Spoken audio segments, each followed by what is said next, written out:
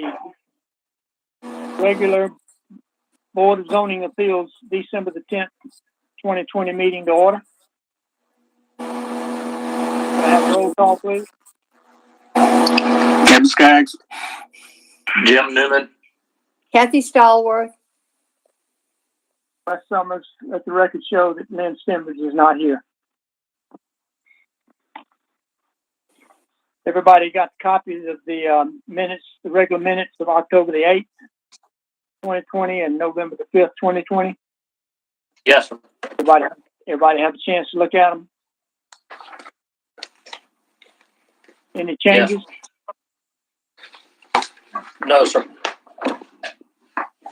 I don't have any. Hearing no changes, I'll declare they're approved. Can we have a motion to confirm the agenda? So moved.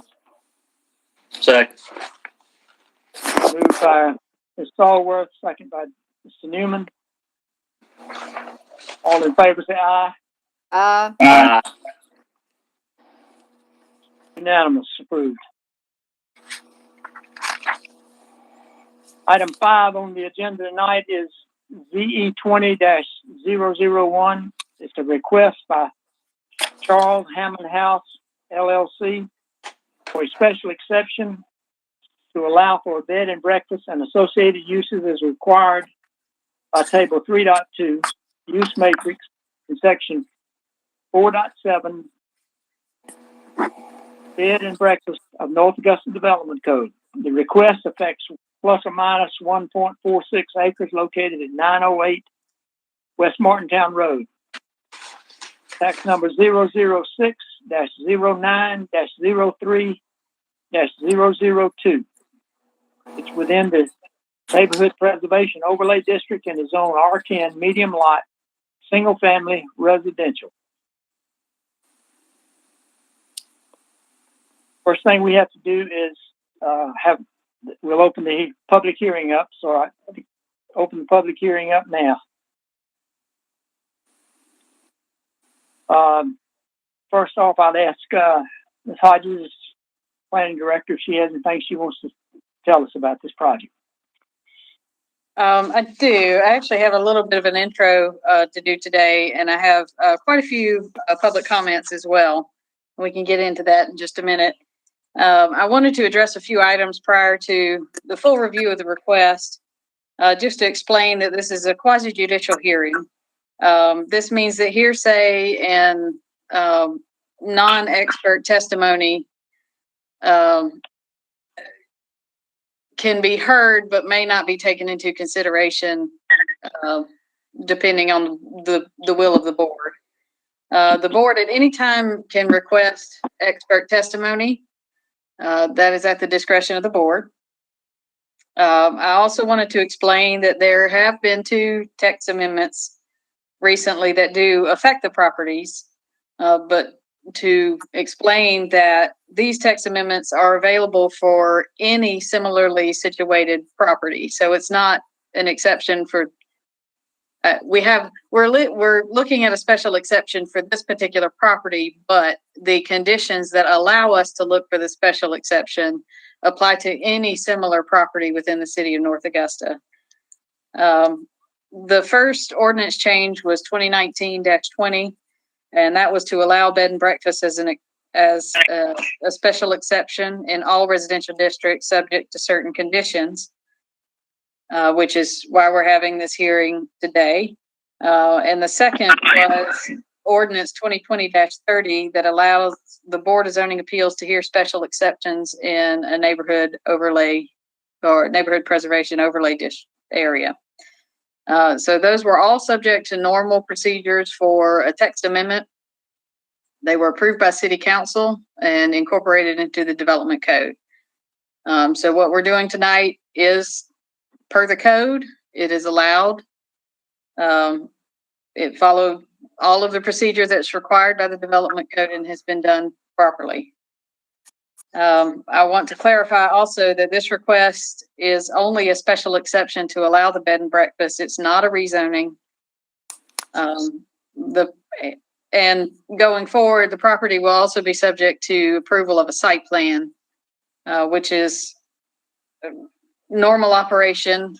We very often see cases come before the Board of Zoning Appeals that have not had a full site plan approval yet. That's not unusual.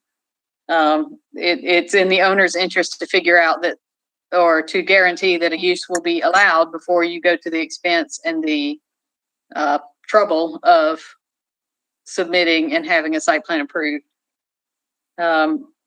So we'll go into a little bit more detail about what site plan has been submitted at this time. And we'll look at that in a minute when we start discussing the case itself.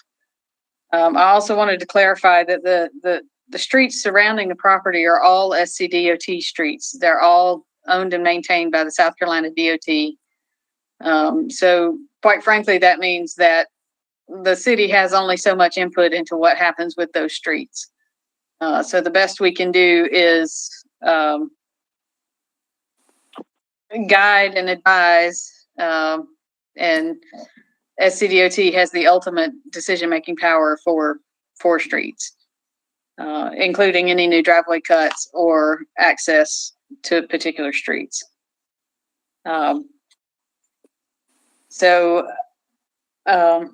I guess, Mr. Chairman, if you want to guide how we proceed from here, I do have several public comments to read when you feel that's appropriate.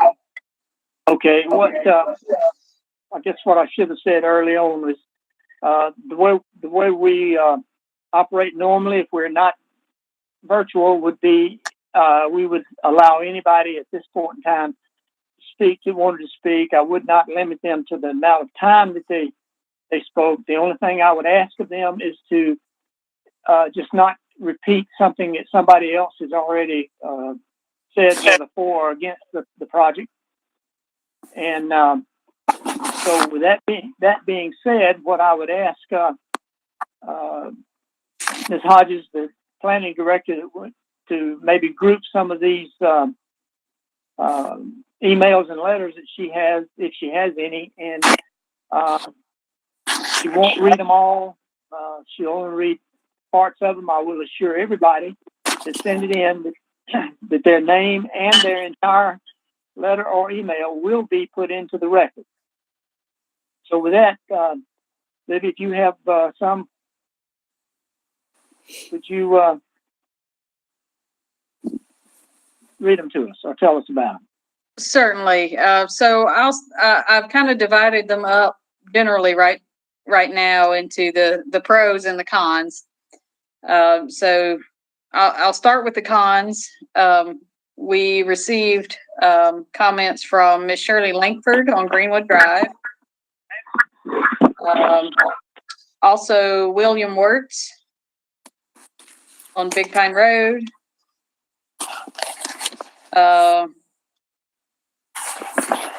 Rhonda Hip, and I don't have a location for her. Jim Diddy. Jim Diddy, D-I-T-T-Y. Let's go to the next one. Tanya Hay. I don't have a particular street for her. Judy Berry. Off of Pinewood Court. Vince Lamb. On Greenwood Drive.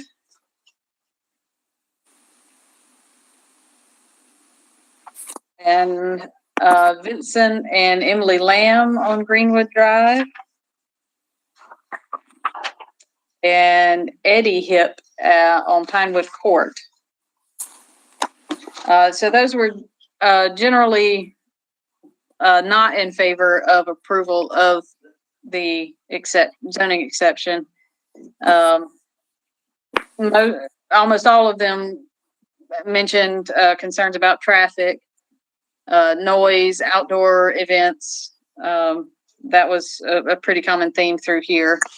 The longest letter that we received was from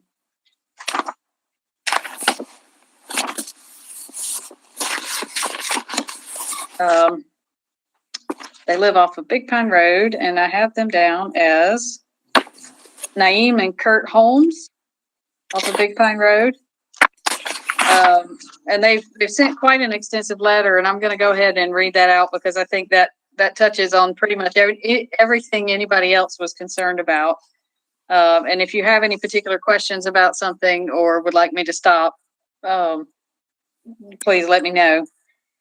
And they write, this comment is written in response to the additional documents recently submitted by the applicant regarding ZE 20001 and the project staff report posted online 12/3/2020. Naeem and Kurt Holmes off of Big Pine Road in Chanticleer subdivision submit opposition to the application and the additional documents recently posted. We had submitted comments on 9/9/2020, but have incorporated and updated them into this document. So as not to waste time at this hearing, we request the current comments replace our 9/9/20 letter and that this letter be read into the record instead of the 9/9/20 record, which is what I'm doing. To reiterate, application ZE 20001 refers to the property located at 908 West Martintown Road, which is an R10 medium lot, single family residential lot in the NP Neighborhood Preservation Overlay District. This property abuts the quiet residential Chanticleer subdivision containing more than 50 homes, which are also part of the Neighborhood Preservation Overlay Districts, sometimes referred to as the Neighborhood Preservation Corridor Overlay District. Summary, it appears in January 2020, Ordinance 2019-20 granted only to this particular applicant a special dispensation to apply for a permit seeking a special exception for B&B and related activities, which privilege is not available to any other person in the Neighborhood Preservation Overlay District. At that time, the applicant made public representations to the community via the media, article posts, etc., that this would be a restoration of a historic home to be used as a B&B with related activities of a cultural and historic nature. Now the applicant is seeking a permit for significant construction for an array of large outdoor events, including but not limited to event rentals, wedding parties, and other activities. Based on the site map that he has provided, the scale of the construction on the property is much bigger than would be congruent with a small, quiet neighborhood. This is a classic bait and switch. Had the community been aware from the start that this would be a huge event rental with large outdoor activities, it would not have been well received or accepted by the community at large, nor by Chanticleer subdivision residents. In addition, granting him the privilege to apply for a special exception does not give him carte blanche to achieve all his grand commercial dreams and cause his neighborhoods a traffic, parking, and noise nightmare. Nor does it absolve him from complying with other requirements based on other section of the North Augusta Development Code. We believe that under the guise of a historic renovation, the applicant has tried to sneak in large-scale commercial activities that do not fit a quiet residential neighborhood. Moreover, we believe the application should be denied at this time since it is incomplete. On page 6 of PSR, the staff report, cites NADC's section 18453 stating that special exceptions are subject to additional scrutiny to ensure that the health, safety, and general welfare of the community in the area where the special exception use is proposed will not be harmed. The staff analysis also notes twice on page 6 and 7 that the applicant is also required to meet or exceed the development standards of the NADC, including the Neighborhood Preservation Overlay District. Additional standards and all other site plan requirements will have to be met prior to site plan approval. As regards health, safety, and general welfare, let us begin by considering the issues of traffic hazards, congestion, parking problems, and public nuisance. In their report, the PSR's additional scrutiny and heightened development standards consists of merely accepting a self-serving and conclusory statement by the applicant that the activities on site will not create any traffic hazards, congestion, or parking problems. There is no documentation to prove this, no limits on the type of size of the related activities, no independent traffic impact analysis, no documentation of the number of guests or patrons the applicant expects for his related activities, nor exactly how many parking spots he plans to have. Rather than heightened scrutiny, this is quite literally the very least scrutiny that could possibly be applied. This failure to ensure due diligence in the scrutiny of the application and to pass this off as heightened scrutiny is a disservice to the public whose welfare is at stake. This is particularly disturbing in light of the uses that are contemplated as listed on the PSR page 8, which includes a temporary tent. According to the site plan submitted by the applicant, this tent area will cover roughly 4,000 square feet. We are aware, and as the BZA must also, these temporary tents are never taken down and have been known to stand continuously for more than 10 years. Nobody is fooled by the euphemism temporary. An outdoor arbor and patio, according to the applicant's site map plan, this will cover approximately 2,000 square feet. There is also an existing additional 2,000 square foot barn, which will be accessible from the patio. A dance floor for outdoor entertainment, which can be located on the patio or in the tent area. The size and location are not limited.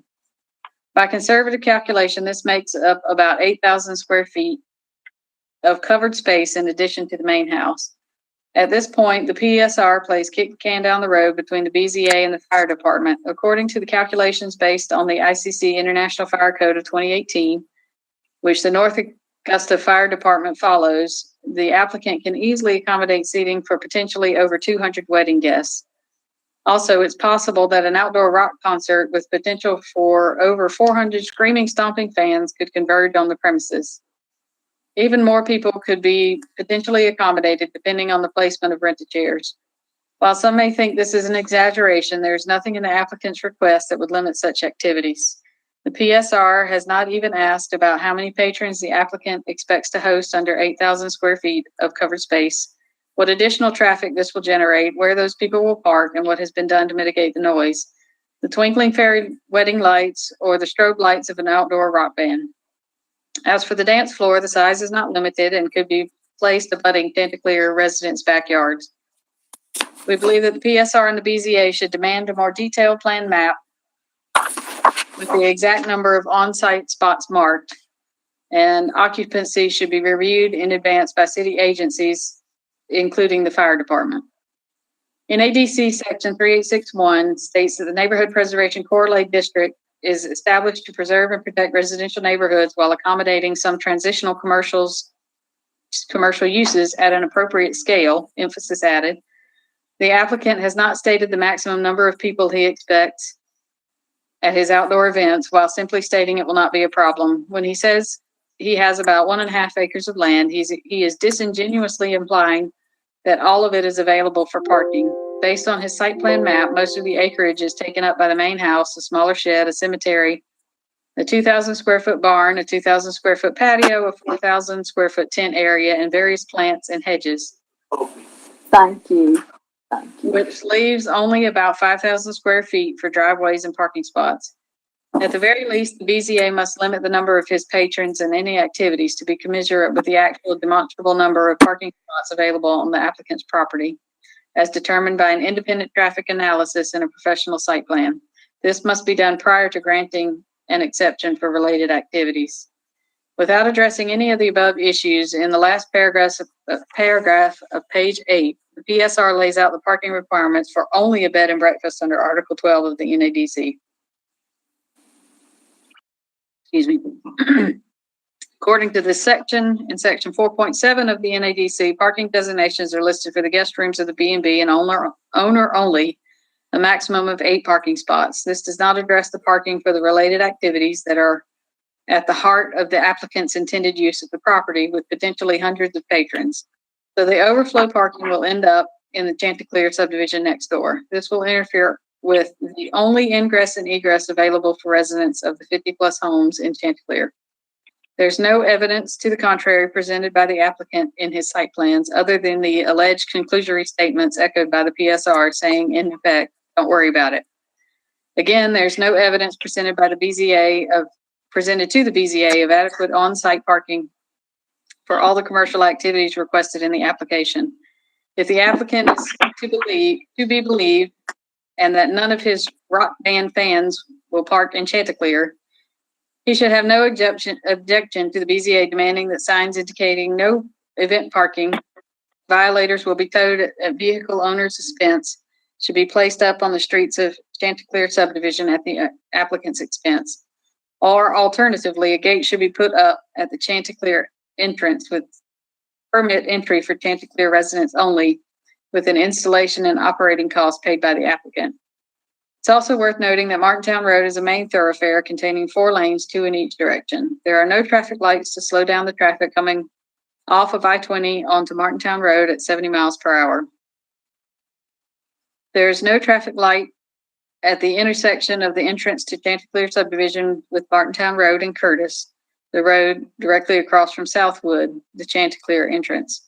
The impact of this traffic from the applicant's related activities will exacerbate an already difficult situation for residents of Chanticleer, who find it difficult to make a left turn out of the subdivision without risking their lives right now.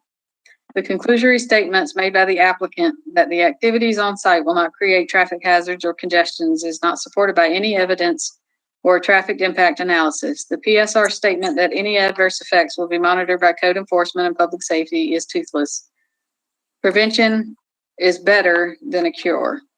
Also, this does not rectify the need for the applicant to have a TIA report as part of his application before the BZA renders a decision on his application.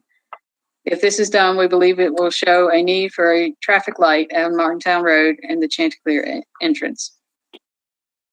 Moreover, the BZA should deny this application at this time because it is incomplete. There is no traffic impact analysis submitted by the applicant as noted above. This is required to be provided to the BZA by sections 14511 and 8712 of the NADC, which state in pertinent part that a TIA is required as part of the application for approval of a site plan where the applicant is requesting or is required to provide more than one access point or curb cut.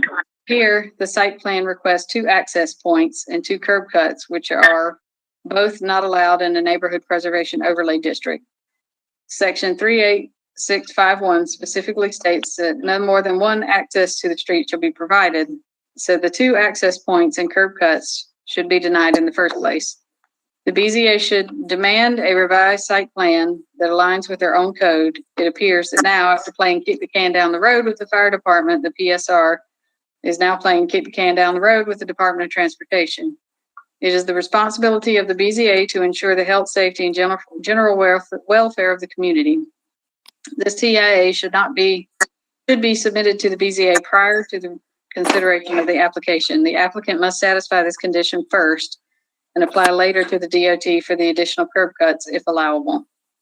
Another point that is worth noting is that the applicant has marked a new driveway for the second curb cut for traffic exiting from his property approximately 50 feet from the Chanticleer entrance, the only ingress and egress for more than 50 households in the Chanticleer subdivision. There will be congestion when the Chanticleer residents try to access Martintown Road and have to compete with potentially hundreds of the applicant's champagne-soaked wedding guests or rock band fans exiting the large events. A cavalier don't worry about it attitude is downright dangerous for the safety of the community, the Chanticleer residents, as well as the applicant's wedding party and other patrons. At the very least, there must be a traffic light on Martintown Road at the Chanticleer entrance. Failure to do so will leave the city of North Augusta open to potential lawsuits for traffic accidents that occur at this intersection. In its final paragraph on page 9, PSR seeks to reassure us that even after granting the application, the BZA can decide to revoke it if there are a certain number of complaints and violations to be determined by them. In simple language, it says that when enough of us have died or been injured due to traffic hazards or has been harassed sufficiently by other violations such as noise, lights, and parking, then they may consider revisiting this issue. This paragraph is more frightening than reassuring. The BZA should require no more than 3 incidents/violations on the record before a review is triggered rather than leave this open-ended. It is clear that the PSR has not presented a complete application. This is the second time this matter has come up for consideration by the BZA. The first time, 9/10/20, there was even less information submitted by the applicant and project staff or provided for review and comments by the public. Even now, the application is incomplete, and as such, it must be denied at this time. Because Chanticleer subdivision, as well as the subject property, are in a neighborhood preservation corridor overlay, the BZA should consider limiting the special exception to only a bed and breakfast with no other related activities requested by the applicant. It is clear from the site map that the applicant is using the B&B as a hook to have outdoor activities that are mostly unrelated to the B&B. The tent area, patio, dance floor, and set up for outdoor entertainment are for large outdoor events with loud music and dancing. It is mainly the related activities that will create noise, traffic congestion, and overflow parking problems in Chanticleer subdivision and on Martintown Road. They are also primarily designed to maximize his personal profits from event patrons and commercial activities, and not for the edification of the handful of patrons of his B&B or the benefit of history or the neighborhood. Section 3861 of Article 3 is written to preserve and protect residential neighborhoods while allowing some transitional commercial uses at an appropriate scale in locations zoned for such uses. The property is zoned for residential, not commercial uses. The scale of the activities and structures in the application are more in line with commercial property and, moreover, not connected with a historic home. For example, the 400 Rock Band fans would probably only use the Hammond House for its bathroom facilities. That would be a great shame for the long history of the house. In conclusion, in light of the heightened scrutiny of this application required by statute, we ask that you follow the law and deny the application at this time. As the PSR says, additional standards and all other site plan requirements will have to be met prior to site plan approval. The NADC was designed to protect residential neighborhoods such as Chanticleer. Allowing these large commercial activities will destroy the character of our neighborhoods. At this time, the BZA is our only line of defense against such irreversible commercialization. We pray you will do the right thing by the citizens of Chanticleer. If this incomplete application is not dismissed, then at the very least, mitigation is required in light of increased traffic, parking, and noise. We are suggesting the following for the BZA to consider. Grant a permit for the B&B only with no other related activities at this time. Have a traffic light put in at the entrance to Chanticleer at the intersection of Curtis, Southwood, and Martintown Roads. The applicant can be asked to pay these costs. Have signs in Chanticleer saying no event parking. Violators will be towed at vehicle owner's expense. The applicant can be asked to pay these costs. Have a gated entrance to Chanticleer subdivision with the cost for installation and maintenance to be paid for by the applicant. Limit the patio area to 500 square feet, the tent area to 1,000 square feet, and the dance floor to 250 square feet. Limit the number of patrons to be commensurate with the demonstrated and available on-site parking spots, excluding parking spots for B&B residents and service vehicles, but in no case should any event be held for more than 50 people.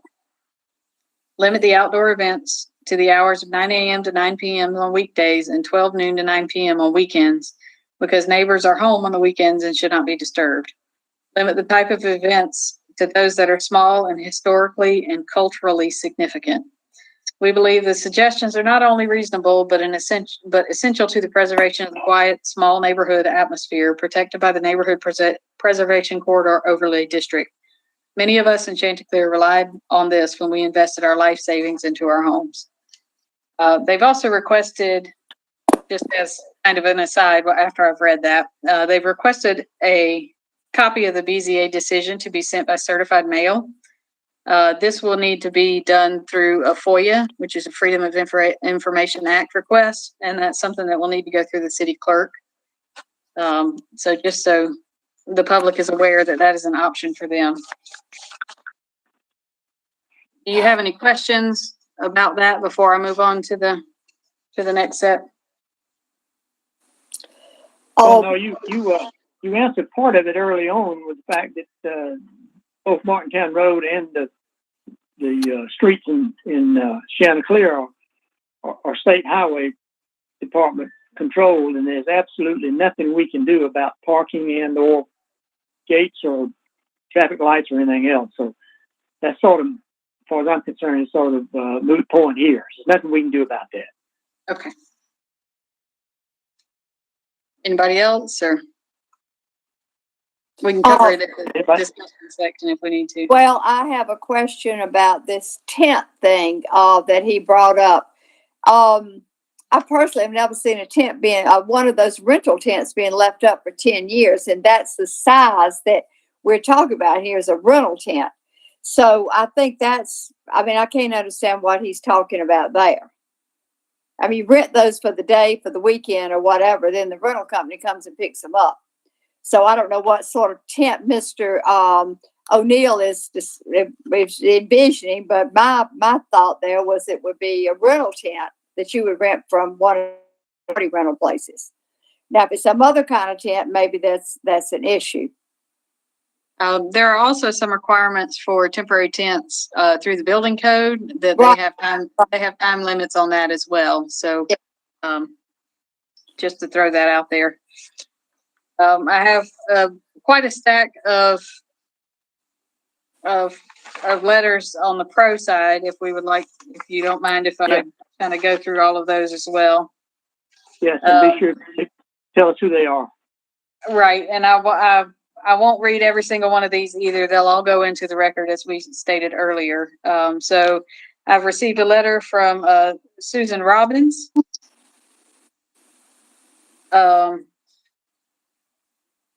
Angela Burkhalter.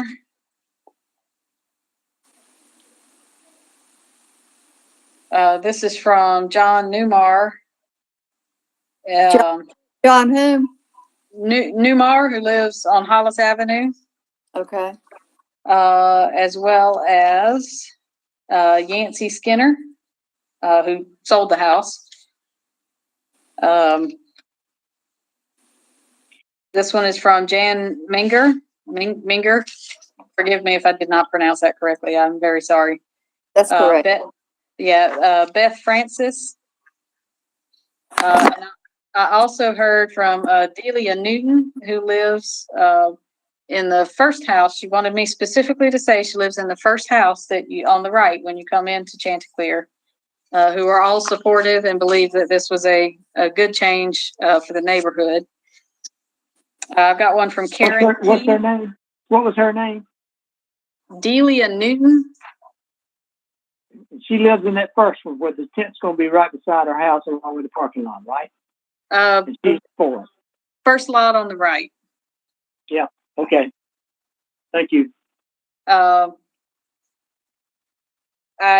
received a letter in support from Historic North Augusta as well. I hope they won't be offended that I won't read that one. I have what I think is a more interesting one to read. But that will be reflected in the minutes as well. But they do support the project and think it's a good use of this property. The letter I would like to read is from Bill Burkhalter. And it says, "Dear sirs, this letter is written in support of the request of James O'Neill for a special exception to the zoning ordinance in order that a bed and breakfast could be utilized on the old Hammond House property, if I am framing the question before you appropriately. I think the request is reasonable and that it will be non-obtrusive to the neighborhood in any manner. I also believe that the request is very squarely within the purview of matters allowed by the ordinance. Mr. O'Neill has been very thoughtful and circumspect in his decision-making throughout his association with the restoration project for his property. Generally, a person's operational performance is the best indicator of his care and concern to make a requested additional use of such project both consistent with and compatible to the uses that are allowed. I think a few comments about his association with the Hammond House and his involvement with the community are helpful. First, I want to mention while I'm not an immediate neighbor of the house, I have a significant family-related interest in this property as well as being a citizen of North Augusta for most of my life. I have attached a picture of the Hammond House circa 1900. Standing in front are Miss Jeannie, Aunt Jeannie Hammond, one of the inhabitants, and 5 of my direct ancestral family members from a double great-grandmother on the Hammond side to my grandfather, then about 10, and my great-aunt, then 6, both of whom were major contributors to my life through my late teens and early adulthood. My point is that the Burkhalters and Hammonds were very closely related and involved with this home in various ways. I knew and cherished that history growing up. Excuse me.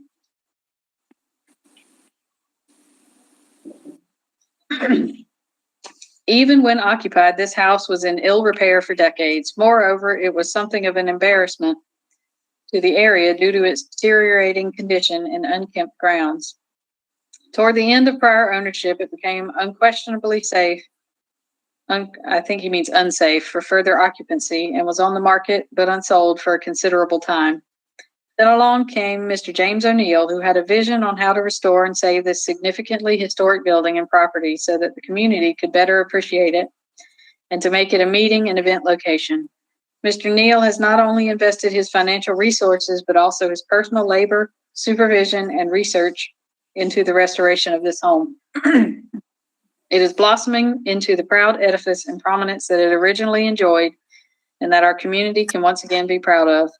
Mr. O'Neill has transformed what had become a blemish to the neighborhood into a focal point of the area. In taking on this restoration, Mr. O'Neill has reached out to numerous persons connected to the Hammond family and sought input and information from them. He has been very transparent in the efforts to achieve a return to the origins of the home and its layout. He has a detailed Facebook page that gives background and context to these efforts. He has also become active in cultural undertakings within the community as well, and has served as a board member for the Arts and Heritage Council.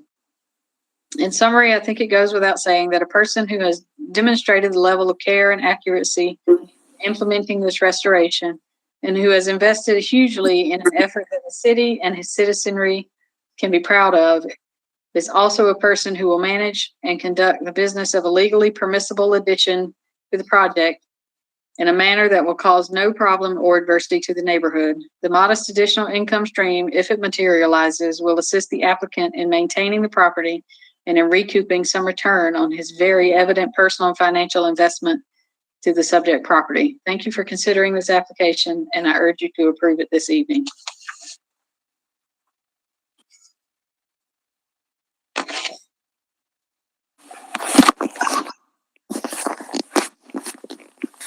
Okay. Any questions? Is that all the pros and cons you want to read? I think that's all. I think that's all my voice can handle tonight. Okay. Anybody got any questions about anything she just read before I go to Mr. O'Neill? No, I don't. I don't either. Mr. O'Neill, is there anything you would like to add to this? And before you do that, I need you to raise your right hand. You swear to tell the truth, the whole truth, and nothing but the truth, so help you God? I do.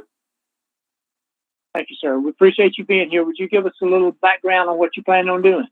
Yes, sir. Again, I appreciate being able to come before you all. Thanks for letting our what we're trying to accomplish happen here. This is a very historic home. And listening to the letter in my mind, I just wish they had come to speak with me. I have nothing but respect for the neighbors surrounding the community. I sit on a similar board in Augusta, and I understand how neighbors, especially if they don't have a chance to communicate, can misunderstand the intent. I do want to speak to about that tent area. These are my original idea was just to, move into the house and rent it out through Airbnb or VRBO on the weekends. If any of you have used one of those platforms to go on a vacation, a short-term vacation, and my thought was it would be neat to be able to take people back to 1830 and to let them see what it would be like to live in a house of that era, of that style, of that nostalgia.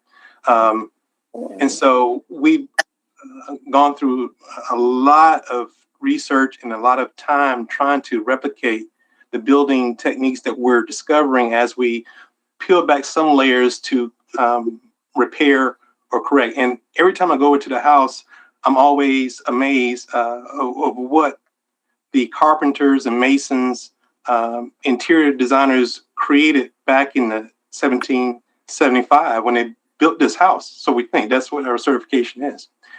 Just now, from the time I last met you to now, the cottage we're finding out may have actually been the smokehouse, the original smokehouse. When we first got there and I bought the house, people thought that cottage was built in the 1900s, but it has the same characteristics of the house itself. And we have an understanding that that smokehouse was actually moved there from where the barn now sits. And so every time I go there, I'm finding out something new about the house, a story I want to tell. The tent area is not for me to build a tent, leave a tent there. That is just green space that we have set aside outside of the parking that was shown to be able to be put onto the property. I don't know if you had a chance to look at the attachments that we sent over of the site plan. That's a black and white, but the property can actually safely accommodate 65 cars. We weren't thinking that we would need that type of capacity because, again, I thought this might be something for a family to come over and stay the weekend. I provide some clean sheets, a couple pots and pans, and they have an idea of what it would have been like to live in a house like that for themselves. In doing the renovation, as the neighbors, as the community would come up and really give us some accolades for taking on the project and working with the house, the ideas that we're presenting to you today actually has come from the citizenry of North Augusta. These are their ideas. They said, we would love to have a wedding here. We would love to be able to have our garden club come here and do some things. So we added that into what we're trying to accomplish with the house. Not necessarily it was to have this serious money stream. That's not going to do that.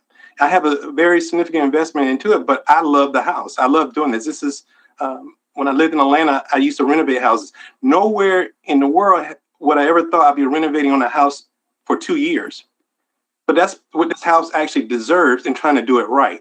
And I have David McGee as my general contractor, and I know I've gotten on his nerves so many times when I say, hey, let's see if we could do this the way they may have done it. And he's painstakingly tried to find the people to try to put that together for us. So that is not that tent space. That's just actually green space.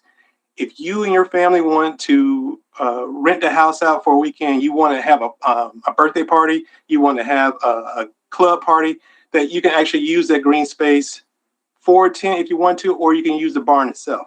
And so this application actually came about as to make sure that if we were to rent out to a family who wanted to do a small wedding, that they could use the barn for that wedding. Because in my mind, well, if you wanted to, like you, maybe some of you actually have master's rentals, we could do really well just doing that. But the house has a beautiful story. I mean, I get excited over things like this. Like when we actually worked on the steps, we start finding bricks, very old bricks. This is the fire brick from St. Louis here in North Augusta that was buried up under the staircase. I have so many of these artifacts and relics. I want to tell you about it. I want to tell everybody about it. We actually have a gem of a property here in North Augusta. This house is older than anything in Washington, D.C. It's older than our country. And yes, I could just sit in there and just look at it myself, but I wanted to share it with the people. And I wanted to do it in a way that will actually honor the house, honor the Hammonds. I do not own the cemetery that belongs, I believe, to the city of North Augusta and the Hammond family. We have not ever done anything to disrespect the Hammond families that are buried there. I'm very concerned about their resting in peace. And so we didn't have any type of inclination of having a rock concert at the house. Not that there's anything wrong with a rock concert if you all like rock concerts. I thought it would be more of a group maybe wanting to do something that was historic in nature. In my working on the house, I have joined the Arts and Heritage Center of North Augusta.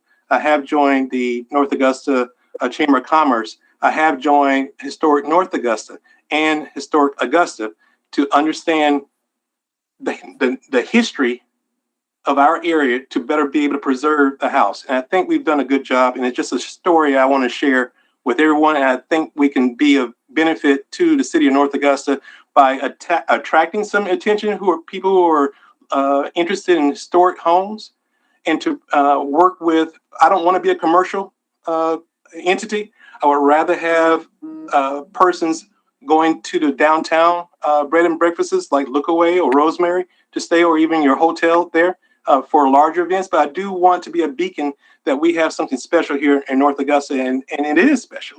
And we're trying our best to make the city proud of what we're doing, because we could have gone faster with it. We could have done not found the parts to really tell the story of this house. But no, we're doing it the hard way, and it's taking its time.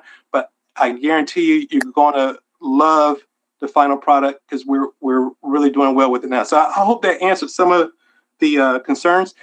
In regards to that curb cut, there are already 2 curb cuts on the property. It's just that the one that's there now sits kind of in front of the well house, and that little house, if you're looking at the map, it's a white house that's on the corner of the property. That's actually a 40-foot brick line well that somebody back in the 18th century went down and actually made. So we're trying to celebrate that as well. But that there are actually already 2 curb cuts on the property. And I was trying to see if we can actually move it over to make it a little bit better for the flow. I think I can get along very well with just one driveway. But I think for when I go into Augusta or when I go into North Augusta and see some of the larger homes that have circular driveways, I thought that might actually work well for this house.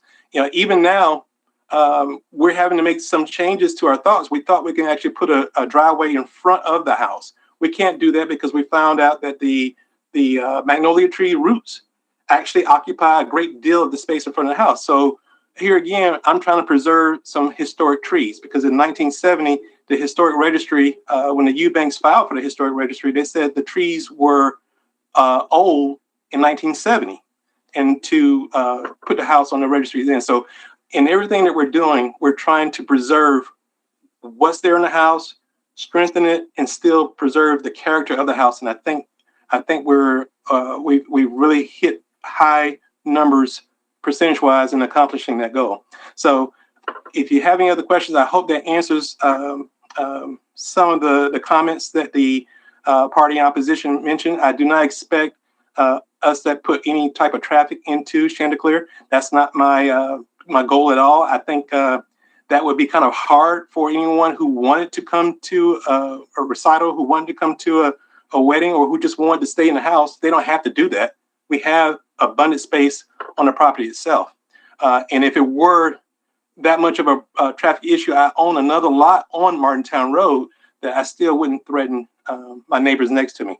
I hope that I was able to speak to a lot of them to get their concerns as well as their thoughts, because I didn't want to go in there just say unilaterally, this is how we're going to do it. I've asked everyone, what would you like to see? Because this is the stage now to tell me before we make any concrete decisions. Hey, what do you think how this will work? So I hope they answered some of the questions.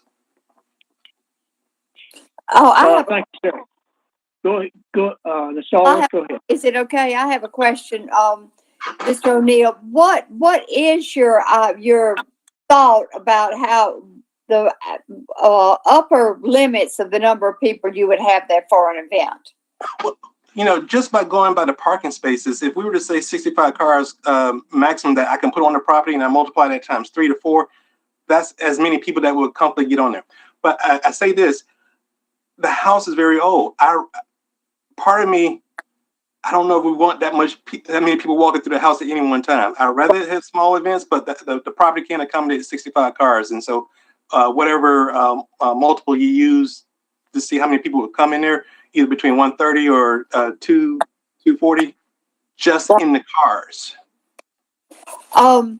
So what about this concern about the rock bands, that sort of thing, concerts? Has that been in your view, your vision? No. I thought maybe a wedding. Right. That's where the dance floor idea, and that wasn't to have a dance floor outside. That was to be in that arbor area. And again, I've been trying to work with, would the brides and the ladies would like to wear boots on the site. They probably won't want to wear boots. They probably will want to wear, beautiful shoes. So I have to make that area that's safe for them, because I'm in insurance. I don't want to get sued. I want people to come there, enjoy it, and then go home and tell a great story about what they saw here in North Augusta. And more than likely, it's going to be our fellow North Augustans that will come to the house, because we do have significant, I typically give a tour of the house every time I'm over there trying to see what our construction looks like. So there's a lot of interest in it, and it's always leaned towards the historic quality of the house. I have not had anybody say, yeah, we want to throw a rock band here. I don't know anything about that, but again, if you're into rock music, by all means, but it's just not something I thought we're looking for. I wasn't thinking that we're going to have an outside concert. We were trying to see if people can actually use the interior of the barn. And yes, we have about 2,000 square feet under the barn. If someone wanted to do an outside wedding, and I'm thinking in the daytime where it's comfortable, but just so happen if how long it takes to plan a wedding out. You don't know what the weather is going to be like on your particular day, but you've already spent money, that we have the barn and perhaps a covered awning over the barn in case you do get rained out. So that was the thinking behind that. It wasn't that I'm trying to have 8,000 square feet covered and just, make more noise than the local band is at the high school down the street. No, I'm not trying to do that. I'm just trying to make sure whatever your family can do that actually works well with the character of the house. I think that's who's going to come. I think the house is going to attract that attention. I don't think that we're going to get the other way. Mr. O'Neill, I know you said that, thank you for that. I know you said that the city owns the cemetery, but do you own the lot next to you? I do not own the lot that's in front of the cemetery. From what I understand of the stories I've heard, that the family, that as they fill in the spaces, that they may move that fence forward. But I do not own that. As a matter of fact, in my site plan, I have a row of camellias. We're trying to find what plants were actually growing on the site during that period of time, just again to give the respect to the cemetery, respect to the family. But no, I do not own that lot. I own the lot that's adjacent to the cemetery, that's immediately to the right of it. It's kind of in a wooded area. It's about a half acre of space that we can use. I know planning department has already told me that we can't use infill lots for parking. So, but if we needed to work with that site, then we would do whatever. But I don't think we're going to need more than 65 spaces on to work with what we're trying to do with the house. Again, I'm not interested in being in commercial. I'm not trying to open another business here. I just want people to actually be able to enjoy the house for what it is. Now, the real question I have is, what color are you going to paint that barn? I'm going to blend it in with the house. When I finish it, it's going to look like it's supposed to be there. I can tell you one other thing. We're also finding out that there were actually more structures on the lot. I had Dr. Leader, Jonathan Leader, actually Miss Beth Francis helped me find Dr. Jonathan Leader to come down from the University of South Carolina, and he actually scanned a good portion of the property to let us know where the foundations were. And we saw where the foundation, I imagine where we were talking about with this tent, the actual kitchen was actually sitting in that area. That kitchen is now part of a structure that sits on Edgefield Road, across from the Catholic Church. Really? Yeah. So there's a building there that has two roof levels right next to the Thurman's house.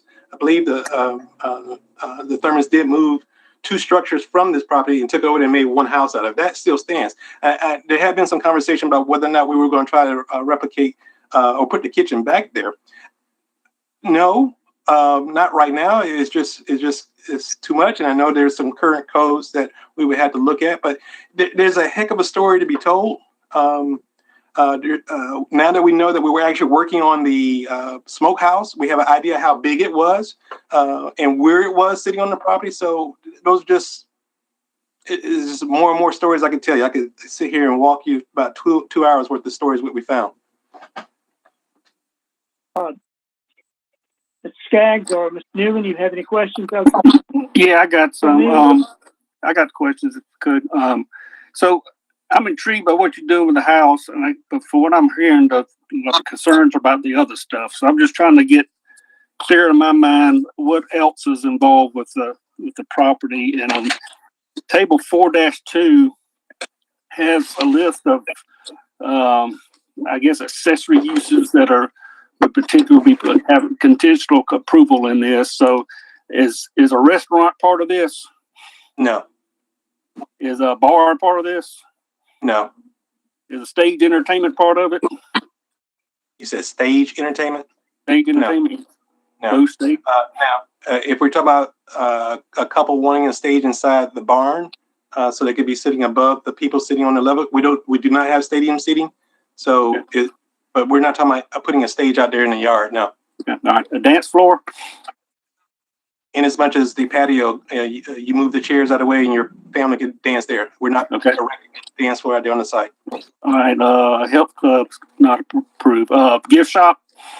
No, I think we're limited to certain items on at the site. I didn't expect to be selling anything out of the house. We may have a website if you want to purchase some wood pieces, some wood carvings, but we would not have a storefront at the house. Okay. And it has a thing here for related activities or any other activities that I haven't mentioned there. Any other related activities like what I'm thinking we're talking about is that your organization has the ability to come over and have your tea party, have whatever organization do, especially that may have historic nature in it, or if you have you want your book club sit in a old house and reminisce about what it could have been like to do that. That's what I'm thinking that we're talking about. Okay, thank you. That helps out. So, and I'm not sure if I'm out of line. I may be needing to ask some questions later on. So, the deal about the noise, and maybe this is a question for Libby.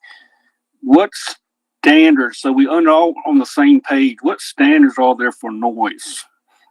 I think in some, we get the requirements are not create noise that's detrimental to the neighborhood. What does that mean? Is there a standard that everybody understands there? So we do not currently have, some jurisdictions have, decibel levels that you can't exceed. We don't currently have that. Our noise restrictions are within the municipal code. So it's not something that is directly in the development code, and the municipal code is the appropriate place for it. We don't have decibel levels. We do have time limits. So after 10 p.m., the noise is supposed to cease, and public safety does enforce that. Good. Now, Very good. Mr. O'Neill, if you have a band in the barn, how much noise does that create for the neighbors in Chanticleer? We were thinking about that. As we were thinking about insulating the inside of the barn. It is a metal structure, and we're wide open to ways that we can deaden that sound. On our site plan, we were expecting to put some ourselves. We were going to establish a row of tall shrubbery to help create some insulation. As a matter of fact, I'm concerned about noise myself. I've been trying to figure out how to deaden the noise coming from Martintown Road up to the house. Right. I'm trying to take you back to 1830. So if you look at our vegetation plan on our site plan, that's why we're trying to grow that periphery of tall. I mean, I understand Augusta National does it pretty well with bamboo, but we wanted to stick with something that was actually more time period. So inside the barn, I am going to put insulation in those walls to try to deaden any sound transfer. I was thinking that the guidelines that we have on operation time will help prevent the neighborhood from being disturbed by a family coming in there and actually having a good time with their family. So those are the things that have been in my mind as far as how to deaden the sound from the barn. As well as with the awning, I've been trying to figure out ways that I looked at other restaurants or other organizations that have the ability to drop down vinyl curtains on two accounts to help me, again, deaden sound if the people need to use that much space or want to use that much space, and again for inclement weather. So I think that's going to help us if you go inside the barn with your family, that we can actually deaden that sound, as well as give you some guidelines. When you rent to those platforms, there are guidelines that tenants have to adhere to use that space. I don't want to be called at 10:05 at nighttime by the public service department saying that, somebody's family is having too great of a time with each other. I don't want it down. So we can talk about that in the way we lease out the house to persons who want to have those activities. But most of the time, I thought our activities would be in the daytime. Thank you. Kevin, did you finish your questions, Kevin? No, so I got staying with the noise question, because I was doing some searches the best I could in the development code, trying to figure out what the requirements were for noise, and about the only thing I could find, it was in a different section, but it had to do with entertainment establishments.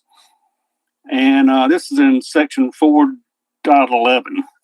And I mean, that applies to nightclubs and discos and all that kind of stuff. But their noise requirement, and I think this is what I found interesting, it says noise generated by the entertainment establishment shall be limited so that the level of noise at the property line does not exceed the level of normal human conversation. That's pretty quiet.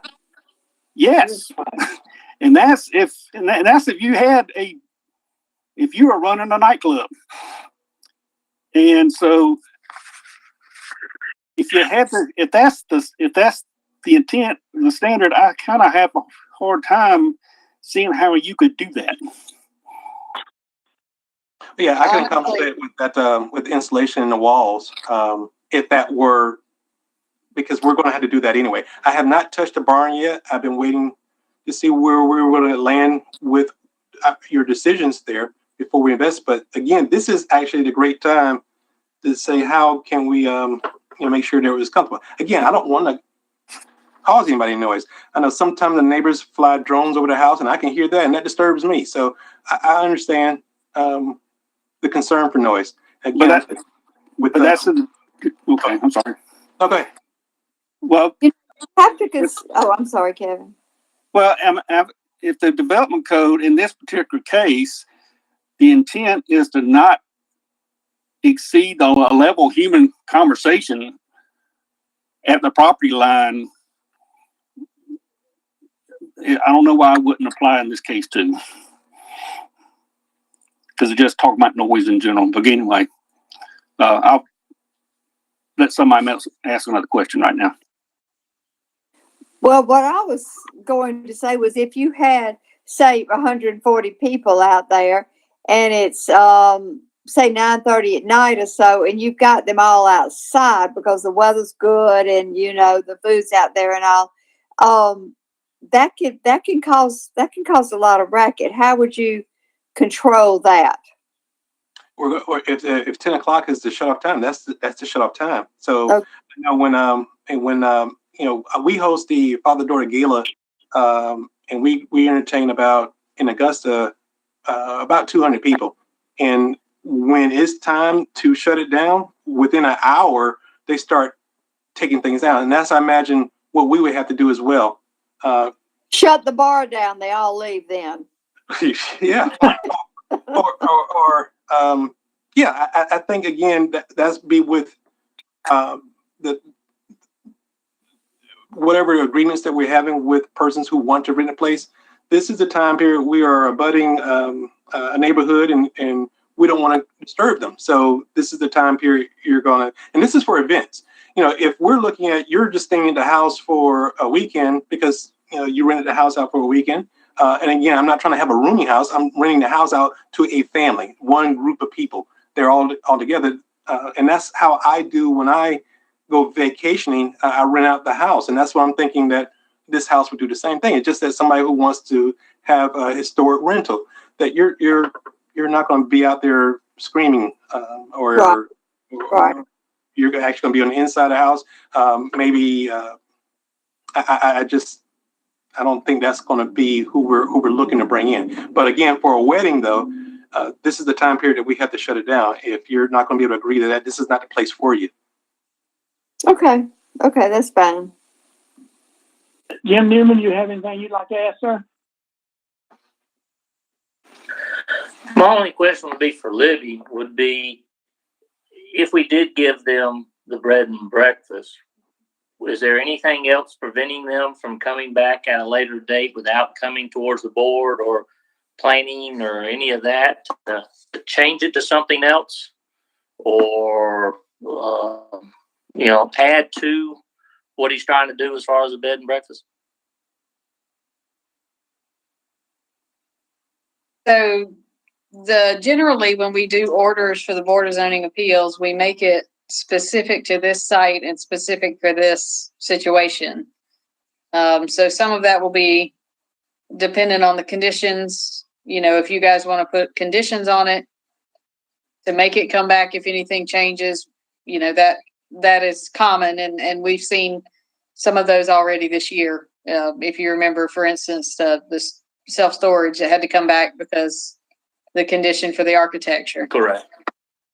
So, if they wanted to expand it, add buildings, all that sort of stuff, I think it would need to come back to the Board of Zoning Appeals at that time.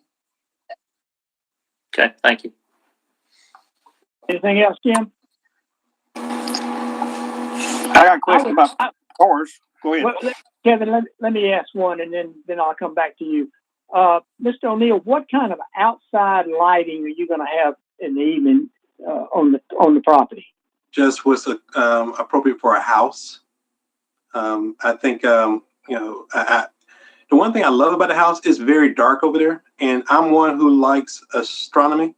When that comet came by a couple months ago, I took my mom and my son over there. We sat on the back porch and looked up at the sky to try to find that comet. So that's who you have in me. I'm not going to put more lights on than what's appropriate that you have in your own house. If that's a couple of spotlights just to keep people safe. If we're doing lamps, I don't know. I still don't know who will be interested in coming and seeing the house, right? So I don't know their wall patterns, but I'm thinking no more than what you would see at somebody's house.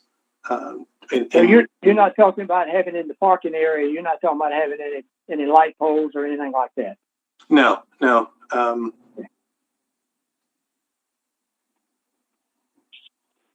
I think we can accomplish everything we need from just regular security lights on the corners of the house pointing downward. Okay. That I could turn off and look at the stars. Kevin, you have another question? Yeah, so back to the parking, and you said 65 cars. I think the concern about if the lot's full, the most obvious place for the next place to park is make a right-hand turn in that neighborhood and park on the street and just walk on up. And that's what we don't want. So I was curious of how are you going to, limit yourself, or, how are you going to manage that? I guess what I'm getting at. You mentioned you had another lot on Martintown Road you can possibly use, but we haven't seen that. So I was just curious if you could talk more about that. Sure. So I can tell you, in one experience that I had, a person called asking what size, how many people can we accommodate for wedding. Her particular wedding, she was looking for 125 people. And I said, we can accommodate that. So we're already going to know, I already know what my max number is. And in my mind at the same time, I already know what traffic I don't want to put on the property. And I know it seems like people will want to park in there, but that is a long walk, and it's not a very safe walk to try to park in front of somebody's house and walk around the street, because there's no direct cut throughs to get to the house from those back roads behind the house. So I don't see that happening. But we can limit the cars by the events that we take on. We know most of the time when people are calling in, at least the 3 times that someone has called in, they've asked about how many people can accommodate. So we're not looking for a 300-person event. We're not looking for a 250-person event. I'm thinking that we're safe in between that 150 to 200 range. But I do know we can accommodate more people in cars that way. But that's I think by saying this is the amount of people that we can accommodate, we're already limiting what's there, that we know we can actually house that many cars on the property itself. So your limits is kind of based on what kind of the amount of parking you have. Is that right? Right. And that again is what the landscape artist drew, and she pretty much maximized all our space. But already, like I said, we've lost the driveway across the front of the property because of the trees. I'm going to defer to protecting the house or protecting what's there versus we don't have to have that type of density on it. And I'm really hoping what we're going to see more so is somebody wanting to rent a house for a family or a small family gathering or a small organization gathering, somebody who wants to have tea in the house or somebody who wants to have a book club event or that type of small event.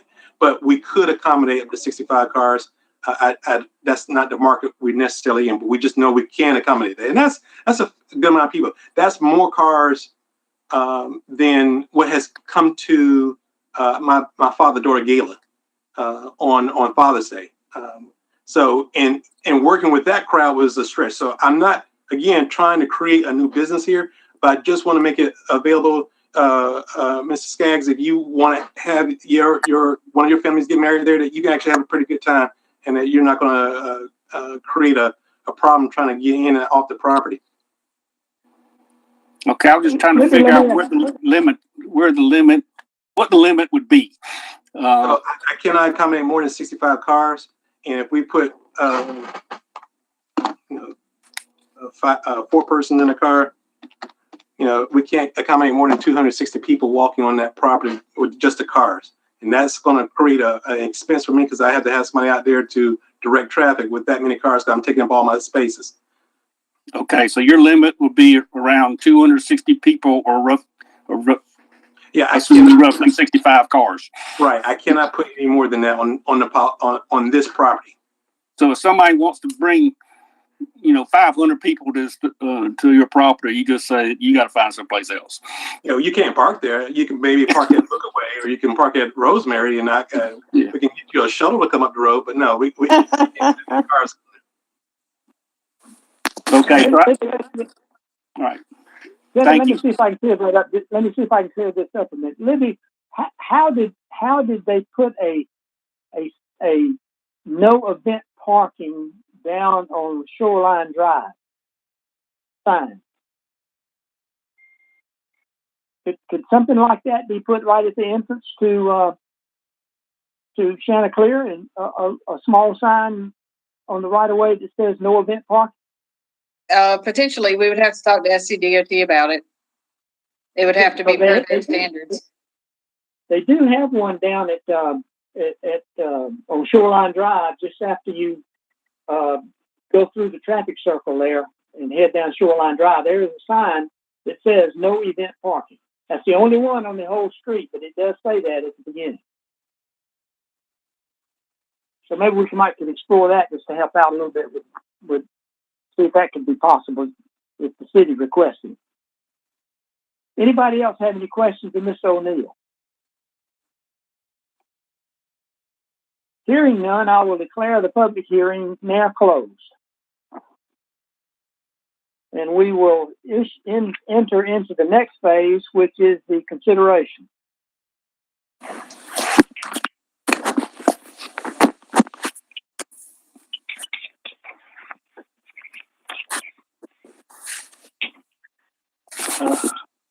I will read the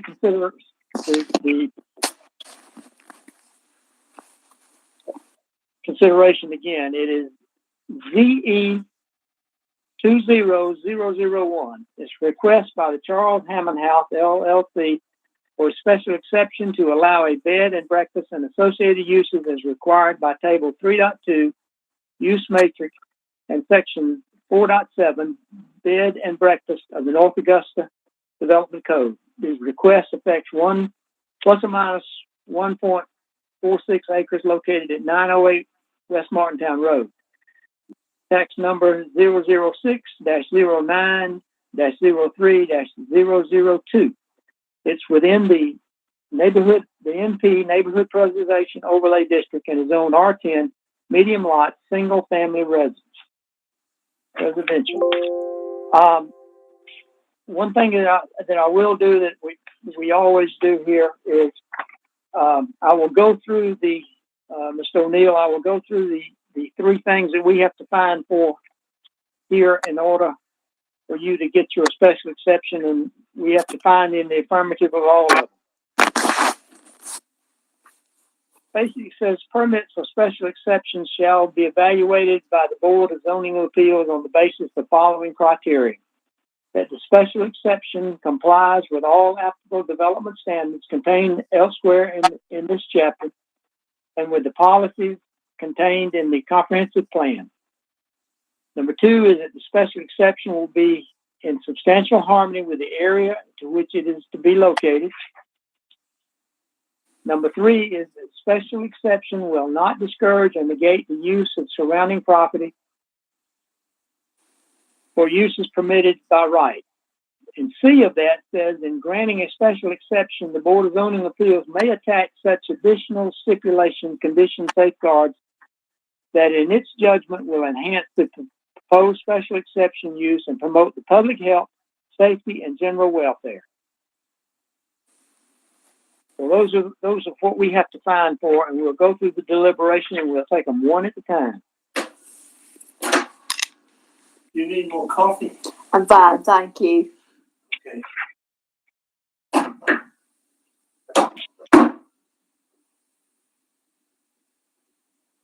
Okay. If I can find them in all of my papers here.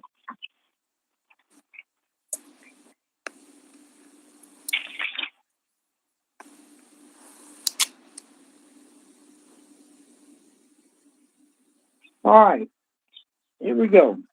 Number 1, A.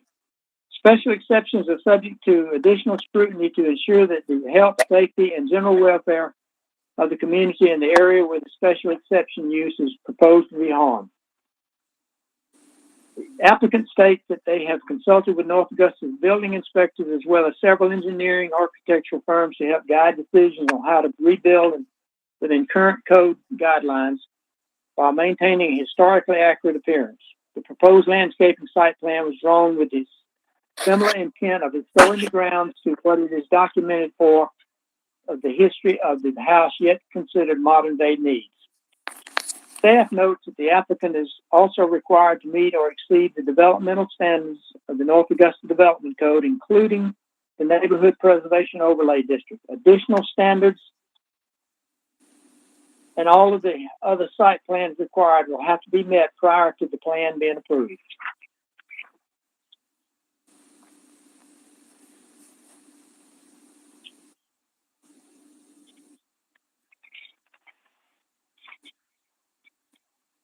So, anybody have anything we want to comment on that? I don't. Well, I need to clarify, I want something clarified that we're talking not only about B&B, but about event rentals also. Yeah, we're talking about anything. Yes, that's one Okay. of them. We're talking about anything that goes according to the definitions that are in our code. Okay, Goes along to the bed and breakfast. all right. I'm good. I'm fine on that. All right. Let me look at one other thing. I had a question. Let me see if I can find it again.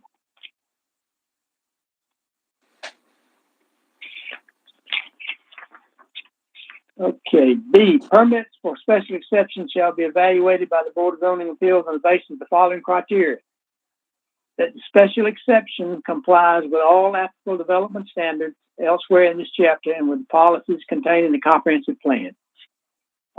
We can agree on that, I think. Yeah, I can. Yes.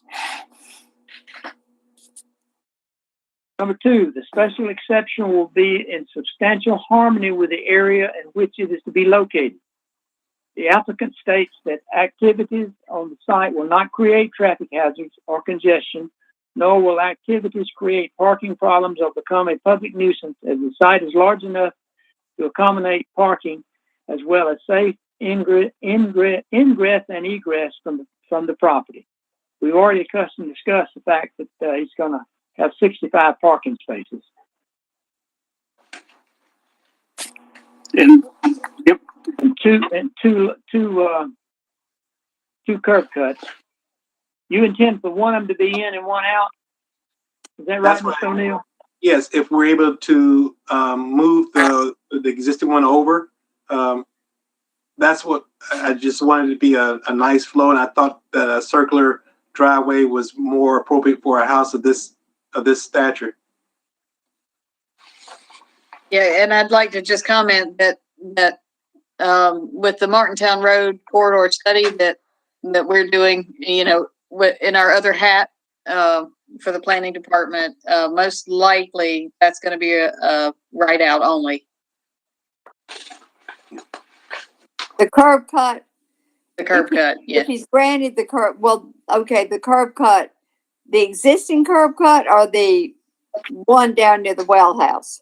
The one near the well house, and that's all per SCDOT approval. Would be a right turn on. Yeah, it would be a right out. But what about the other one? Would that be entrance only or would it be also exit, and would it be a right only? That one I'd have to look a little more closely. I mean, I probably could accommodate either. But there may be some access management that happens on Martintown Road that helps to manage left turns out onto Martintown in general. Right. Well, now, Wesley, is this the time to talk about perhaps limiting the number of people, or should that come at the end? That could be some of the that would come at the end where we Okay. we add anything that we think we need to have on there. Okay, sure. So it consistent with that, I guess the first bullet talks about public nuisance. I assume noise would fit into that. If I know you mentioned about putting in insulation in that barn, maybe we need a condition about noise too. Look, and I guess we put that in later on. You are taking notes on that, aren't you, Mr. Skaggs? I got scribble notes right now. Okay, just want to make sure you're taking notes on that because you are the person that will have to make the recommendation. Write them down anyway. Got it. Let's see. Is there anything else under that part?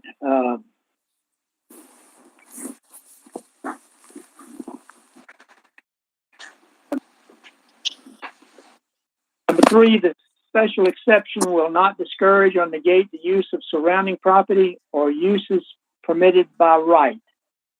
Staff notes that surrounding property is primarily developed as single-family residence and unlikely to be redeveloped in the near future. If this is done right, I don't think it will harm the surrounding areas.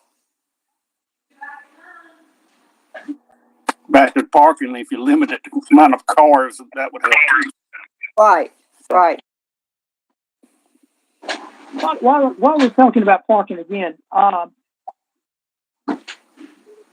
they going to be? Mr. O'Neill going to be required to do a lot of paving, or is it going to be grass parking and grass driveways?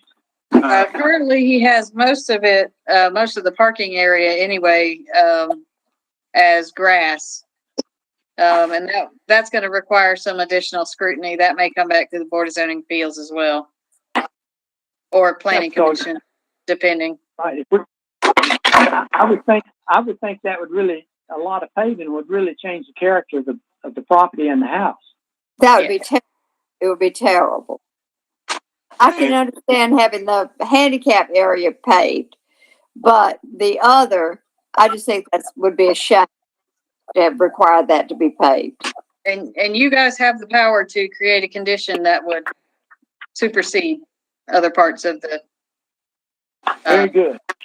I do want to say, I'm glad you said that because I am scared I have already paved the area for handicap, but I'm worried about paving anything else because I don't want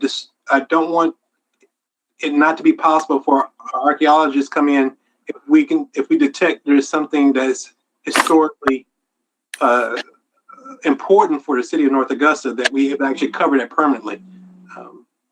Well, you lose the ambiance of it being a 18th century home when you got the whole darn place paved. Yes, ma'am.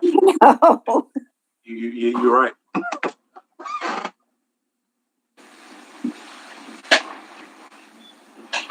Okay, that was my question.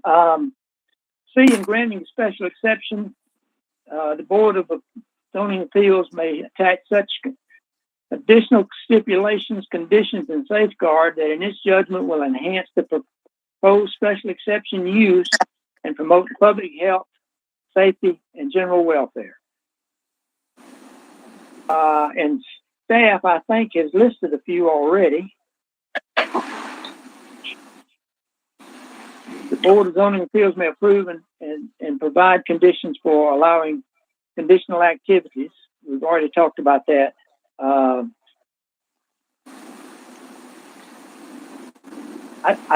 think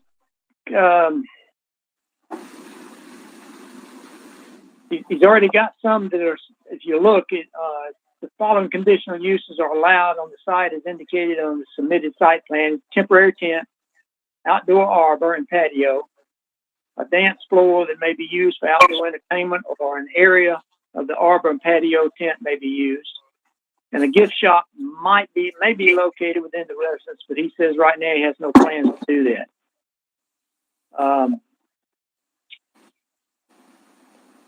Anybody got anything containing to those 3 or 4 that we need to put in there? Yes. The second and third bullets addressing noise. I'm still looking for some reference, some expectation. Because what I'm getting at is the people, the homeowners in the neighborhood sitting on the back porch should not have to raise their voices to talk because of noise from that property. what concerns me is a dance floor outside and the band inside. I don't think that's going to work. But I don't want, if the band is outside, then that is going to be a major problem for Chanticleer. But at the same time, it's no different than the North Augusta High School football game. So, which is right next to, that subdivision. That's true. That's true. So, I mean, and that's just right around the corner. When I got married 26 years ago, we were at Lookaway Hall and we had an outside band. So, I mean, it's not a rock band rock concert. More than likely, it's going to be somebody playing the guitar and a keyboard. I understand the noise concern. We do have a noise ordinance that cuts it off at 10 o'clock. So noise will end up having to be stopped. If he has 200 people there, most of those people will be gone by then. I don't see, in my opinion, that a noise is going to be that, because most of his stuff will be facing Martintown Road, not facing a subdivision. And with all the landscaping, I mean, I think he's pretty good. I don't see where noise is going to be that big of a deal unless it is a rock concert or a gospel concert at that.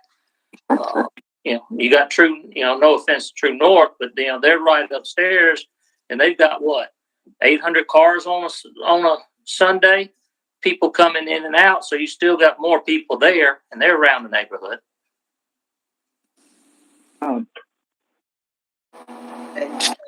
You could. Libby, you want to join in? Well, I just wanted to say, the noise level standard is very difficult to enforce. Right. We've run into some legal problems, and I'm speaking we as a larger municipal people when it comes to measuring decibels, measuring what a sound level means and what a disturbing sound level means. Probably the more legally defensible would be time limits. We could also require them to point all speakers towards Martintown Road and have them not point, never point towards the resident. Not that you would, but it's just an option to have that in writing. You could require any electronic musical equipment or amplification to be inside the barn. I mean, there's just lots of choices that you could make. This is, the menu is pretty wide open. I do think that the standard for the level of the human voice is going to be really difficult, partially because you already do have the traffic noise from Martintown Road. And that, to me, living near Georgia and Martintown, the traffic noise outside our house is often higher than a human voice. So just to bear that in mind. May I ask a question? Yes.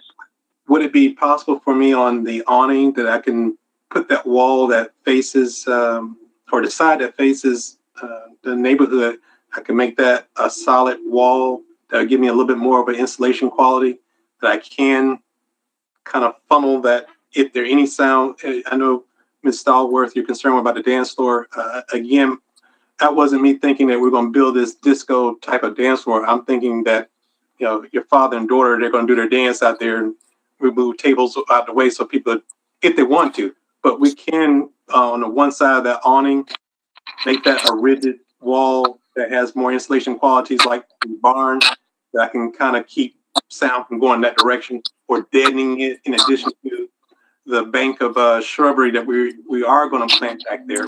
And maybe we need to look at, on my side, more densely vegetation on my back boundary touching wall. I don't want to cause many problems. I really want my neighbors to be happy with it. I really want them to look over the hedges and see, wow, I lived behind the Charles Hammond house and he did a great job. So I think I can do some of the things, especially right now, with the way that we can situate and insulate the barn and that awning to keep whatever noise from towards the neighborhood. Well, I think the more that you can do, the better. I think the more that I do, that's what I was going to say too, Kevin. And I think vegetation on the south side, near the smokehouse, you really are very close to that row of houses there on Chanticleer, on Southwood when you first come in. I think that the more you could do would behoove you to do. I really do. And I don't know. I'm in Columbia now, and there was an incident not an incident, but we're very close to May Park off Trunham Road, and we heard a lot of loud noise last Saturday night. Had we been outside, it would have been detrimental to us carrying on a conversation. Now it's cold, so we were inside, but we could still hear it in here and wondered what was going on. So I don't think you want that for your neighbors, right, who are much closer to you than we are to May Park here.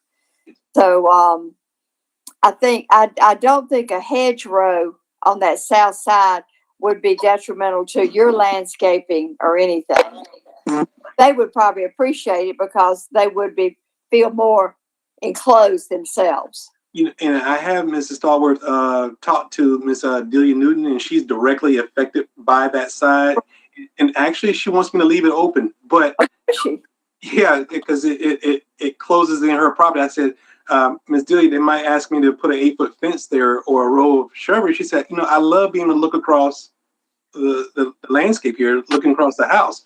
And I told her I appreciate her being able to look in on the house while I'm not there. So, but I understand. Her house next might not appreciate it, though. You got to.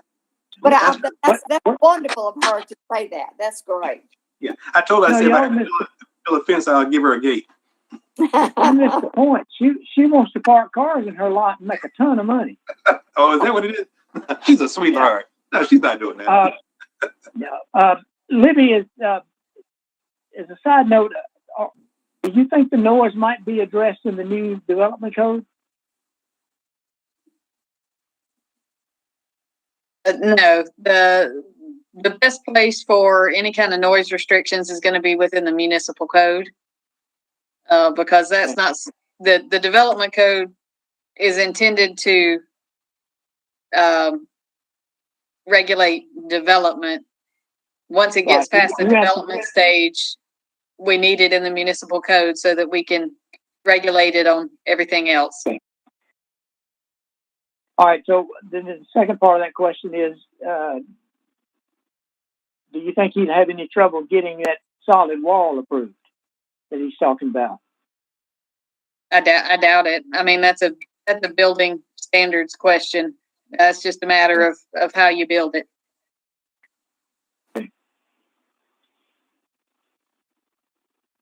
All right. Any other should we? You've already said, Libby, that we have temporary tent regulations already, right? Right. The building code does limit how long tents can be installed. And how long is that? I want to say it's 60 days at the outside. Okay. I mean, if I'm paying for that thing by every 3 days, I've got to fork out another $700. I'm not going to be letting it go. Right.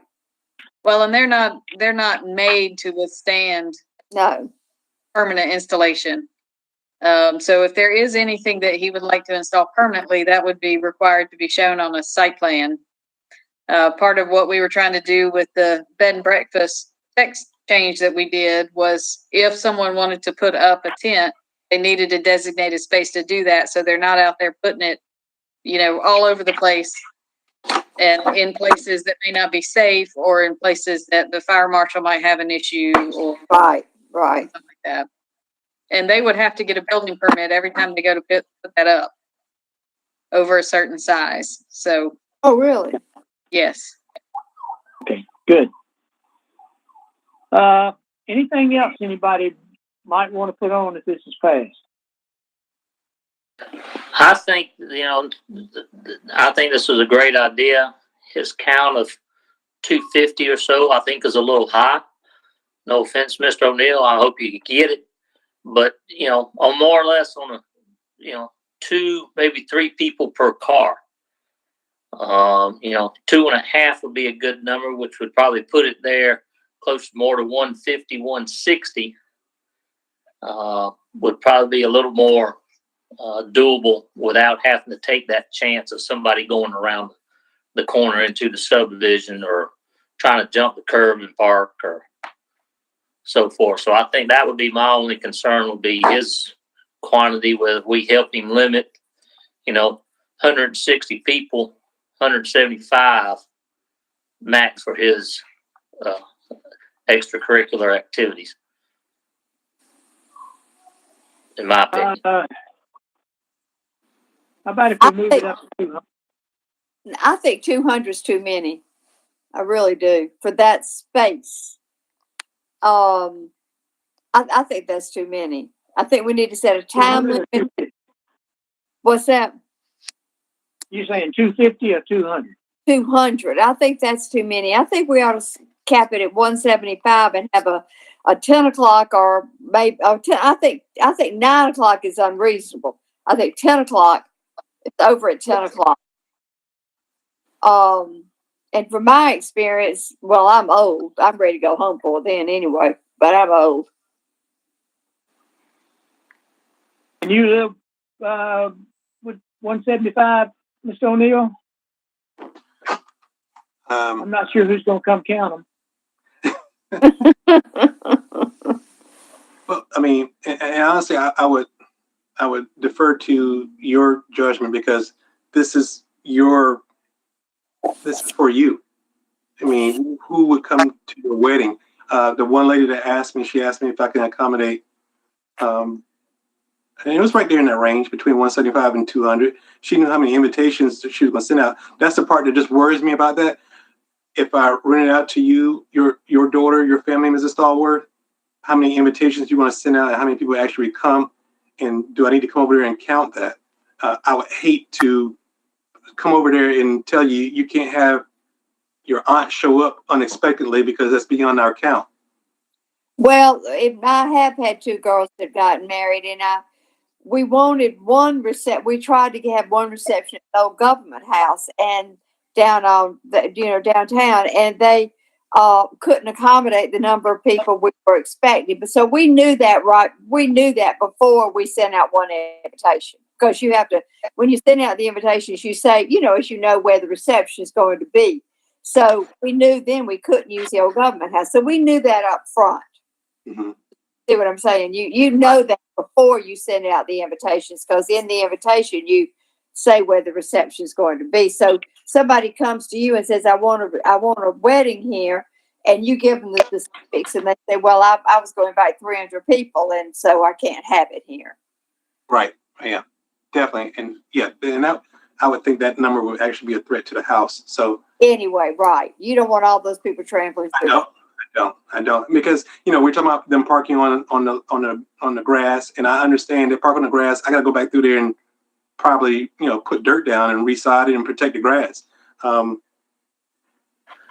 if you feel that that's and you all have done more weddings. I've only done bringing fathers and daughters together on Father's Day, and normally I'll have anywhere, and that's a hard group to bring out. But they love coming out, and of course that facility can control that, and they would normally come out with their cars, and it's about 200 of them, and that's been an event that we can control. But if you feel that 175, then we'll limit it.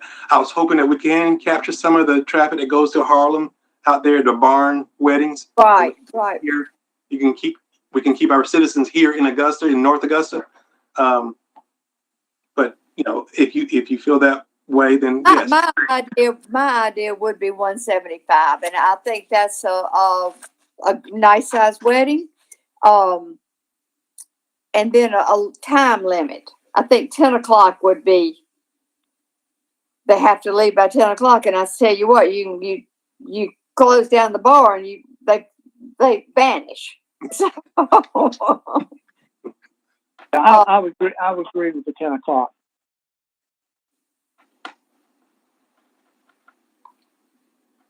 Still hung up on about 3 people in the car, but that's consistent with that noise ordinance, isn't it? Right. Isn't that the noise ordinance 10 o'clock? Yeah. Yeah. And I think maybe what we should do about the noise ordinance is just say that they must comply with the city of North Augusta's noise ordinance, and just let it go with that. I don't know Libby, if the police get complaints about the noise, then they go and investigate, right? And say, it's up to them to say if it's too loud or not. But if they've had complaints, then they probably going to say, y'all are too loud. You got to tone it down or go home. I agree with let them handle the noise. Long that 175 to 200 on the people is fine. I just think the 250 to 3 is a little high. So 200 is good with me. The other thing that I would like to put in there would be for his parking lot area, whether it's grass or Mr. O'Neill. A lot of people are doing the pavers with the grass in between, but I think there should be a stipulation that we put in there that will be no paving or concrete paving of any sort, except for the handicap spots, which is going to be required anyway. That way, even if he puts rock, I wouldn't say necessarily crush and run, but peat gravel or something that would be a little more acceptable than just black asphalt. Yeah, I think it'll take completely away from what he's trying to do if he has to have paved driveways and parking. And I think he would appreciate that too, because asphalt cost is extremely high right now. May I ask another question here? Yes. I love that. Yes, sir. So I think by the code that I'm required to have 3 paved parking spaces plus 1 for owner. I paid 2 for a handicap. May I stop at that?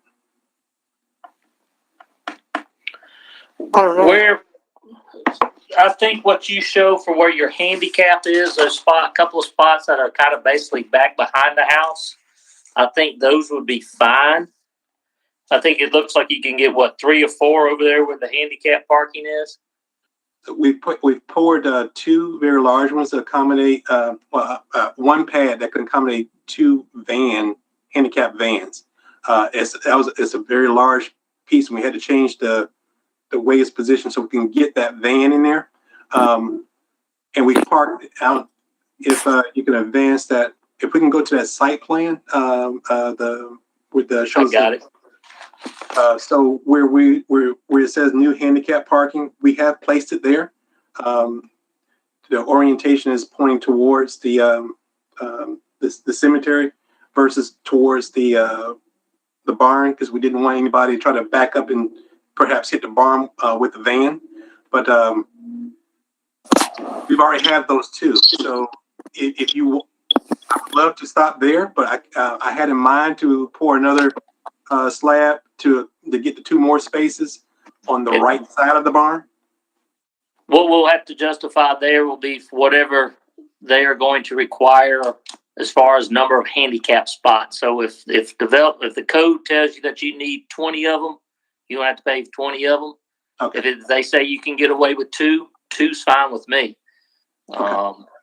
So just whatever, the planning's actually going to tell you that you're going to be required to have for 65 spots. Okay.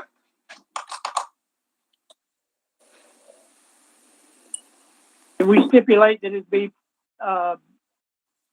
grass or not paved, Libby? I would kind of leave it, because we've got to be careful now, because if you go out there to the Wendy's and all that out at exit 5, they're allowing them to put that kind of a non-pervious type rock down.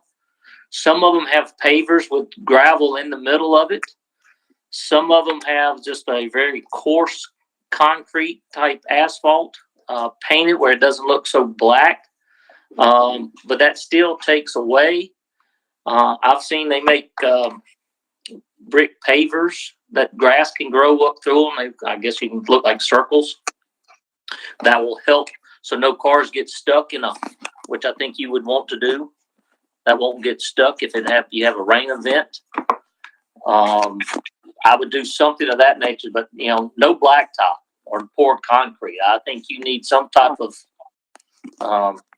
whatever they say, whether it's grass with pavers or something of that nature. So if you read the under item C, one of our conditions here kind of explains what is currently required by planning. But I think you can borrow some of that language about unimproved grass paving may be allowed if the grass is maintained to survive periodic parking. Stabilized turf sod and pervious pavements are preferred. If at any time overflow or intermittent parking areas are not maintained as described above, the Director of Planning and Development or Engineering may require paving or structural treatment of the surface with an approval of an approved site plan. That's kind of awkward. I like that whole statement.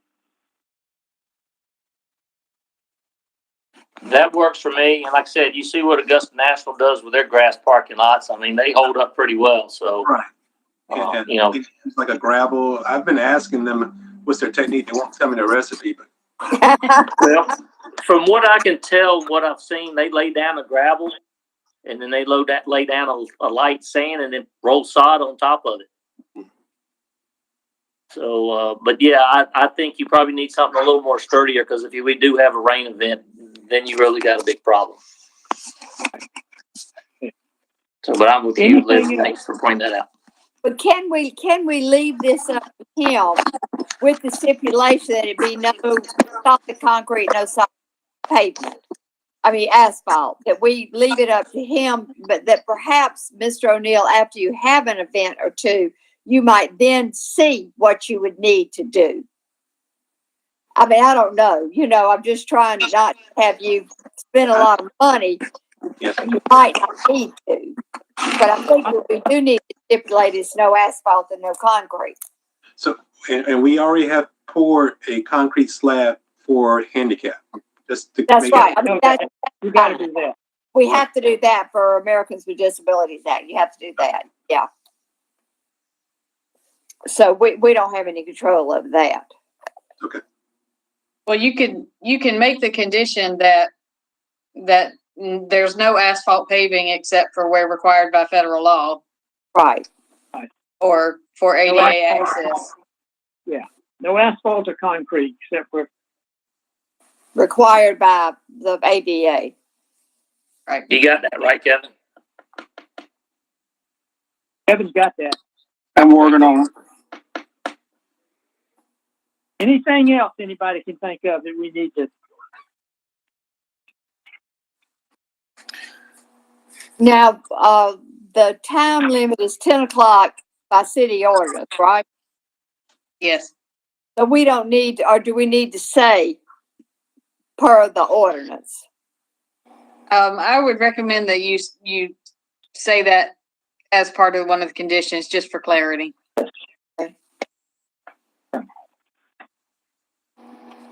I think it should be 10 o'clock also.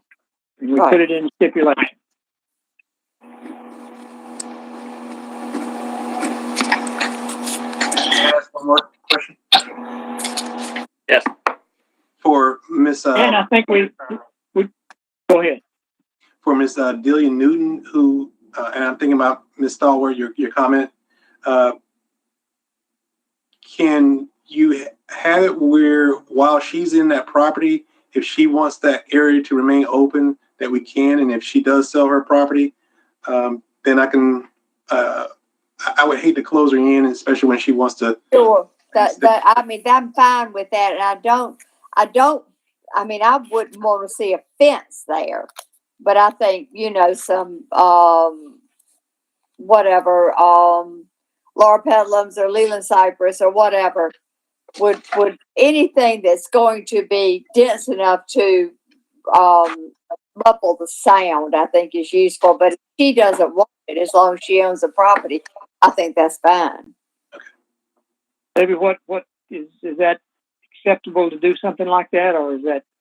Oh yeah, you can put an exception in there for her property if you would like. And you would just state that as a sentence. Just say, the screening will be as shown except along her property and can be filled in at a later time or something like that. Well, the only thing that worries me a little bit is you got her lot, and then the guy next door wants it, and then the guy next door doesn't want it, and then you got hodgepodge going down through there. They already have privacy fence up on the west side of the property from Miss Delia's from the street all the way across the back of my lot. So those the privacy fence are already installed there. It's just her south side. My south side facing her north side is where there is not a fence there. It's just some Right. loose. Right. I saw that when I rode out there. I mean, you can tell it's wide open. You can look right into the property. That's good. Okay, we'll add that. And then I think maybe the last sentence, the last paragraph under there, we probably should leave in there. And that's if the property has multiple substantial complaints, so on and so forth, that planning director may refer the case back to the Board of Zoning Appeals for revocation.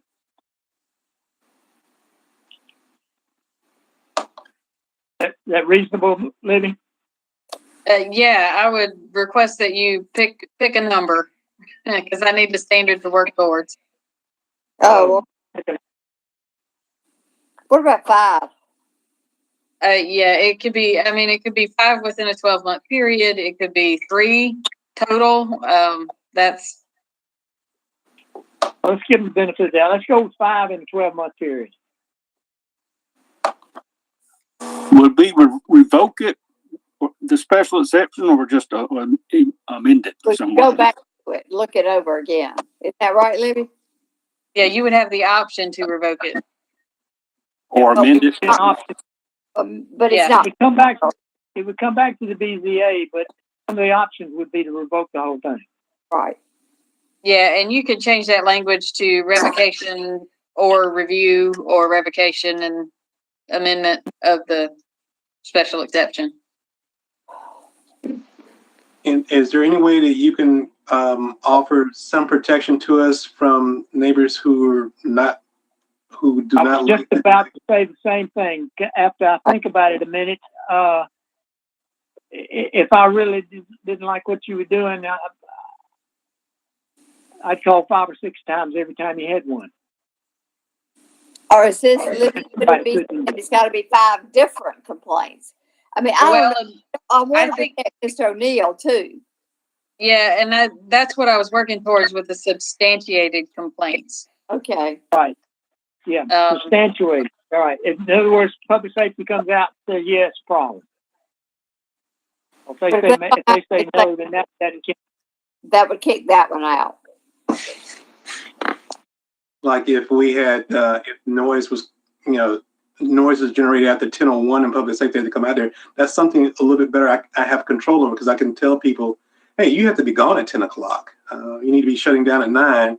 And if you are making noise and public safety has to come out at 10:01, then that's something a little bit more in my ability to work with.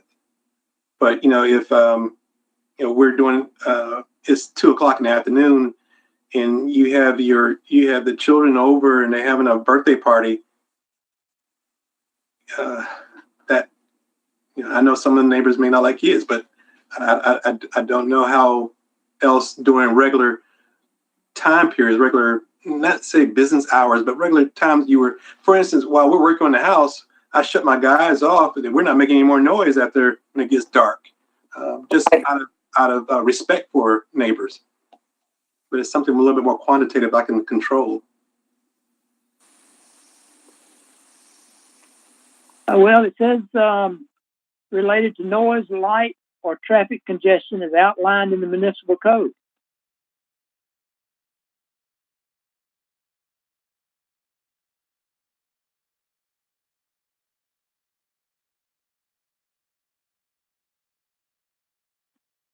Maybe that's not such a good idea after all.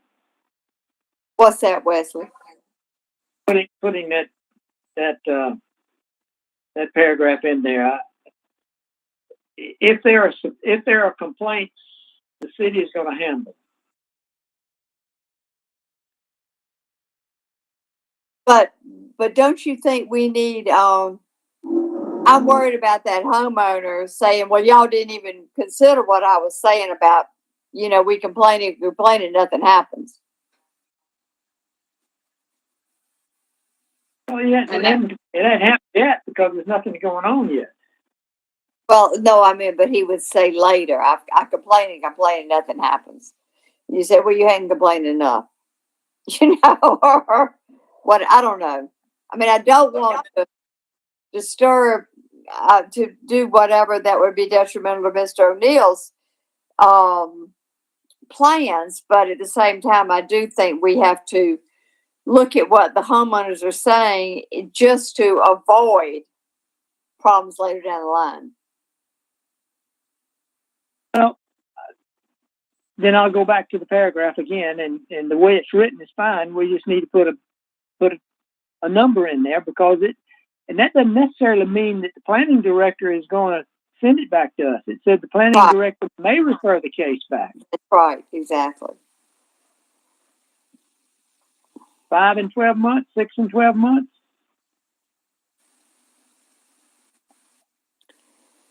I mean, 6 is awful. I hate to say it, awful low number because I mean, anybody he could sit there and call one after another. Right. That's what I said. It's statuate, but pick a number: 10 and 12 months, 2 a month, 5 a month.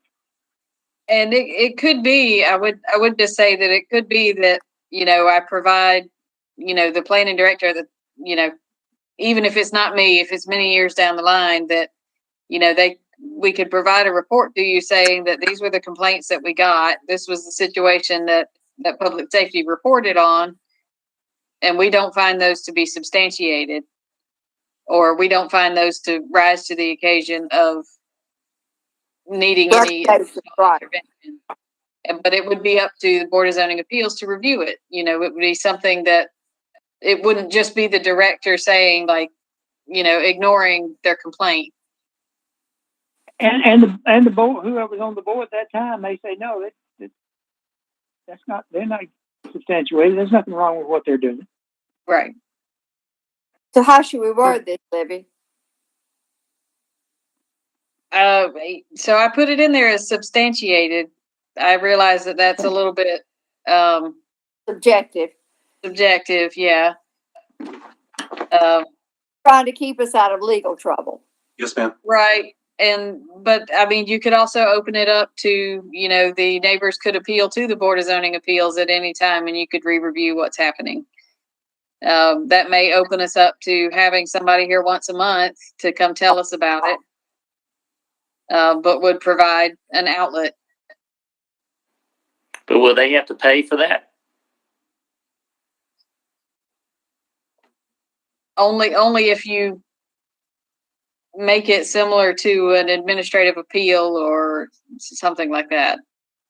I'd have to think about that just a little bit. Yeah.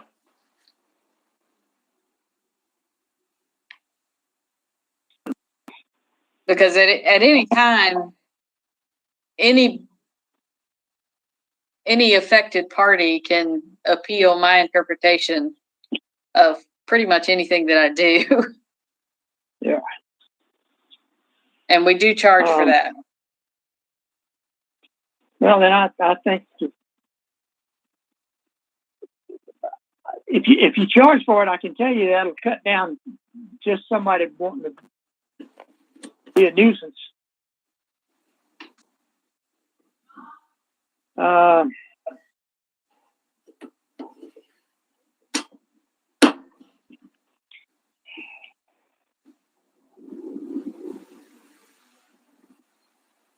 I think we leave it just like it is, only we put in a time frame number. Mr. O'Neill, what do you think would be a reasonable number for somebody that you weren't doing what you're supposed to be doing and they reported you? Yeah, if we and don't say zero. Oh no, I was thinking, and I understand the position you're already in, and I wish I had more data to tell you how our fellow citizens would act. I'm hoping that they would do right by the property and be respectful of the house and be respectful of the neighbors and understand that this is something special that we're trying to accomplish. That's what I was thinking. If a complaint I agree comes, with you. I think this is going to be a first class operation, and there's not going to be a lot of drunken brawls up there. Right. I hope not. Lord knows, because I put too much money into the house. But if we got a complaint after 10 o'clock because they were not paying attention to our rules, that's something that I can actually have control of. I mean, I can get over there about as fast as Ms. Delia called me and told me they're still over there having a great time. I can get over there myself before the public safety gets over there. But you could also put in your contract that if they don't obey what they're supposed to, they're not going to get their deposit back or something like that, Yeah. Right. And that will make people, I think, more cognizant of this is something special. This is something completely unusual. You would have to very well go rent out the White House to even come close to this, in my humble opinion. But I think if we can say something like once a month for that 12 months, that somebody sends it a complaint after the times that you told me that we can actually have somebody there, then yeah, I can. That's something I can. You can live with that. I can live with that. I can have some control that gives me. I'm starting to think, okay, if we do have a wedding there, and it wasn't.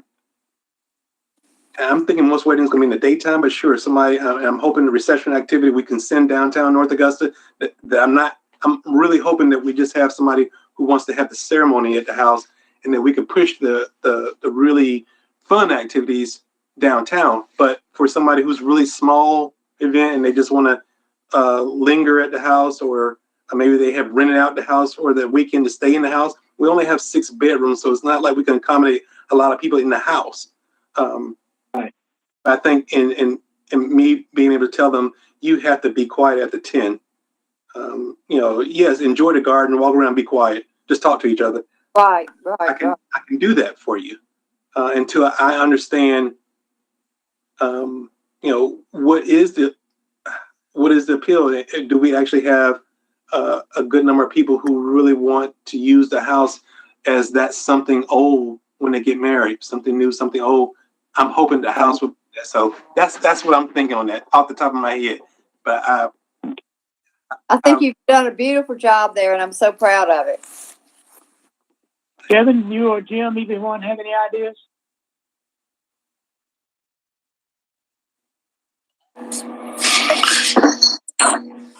No, I'm about to lose my my phone to the battery, so I'm good. Okay.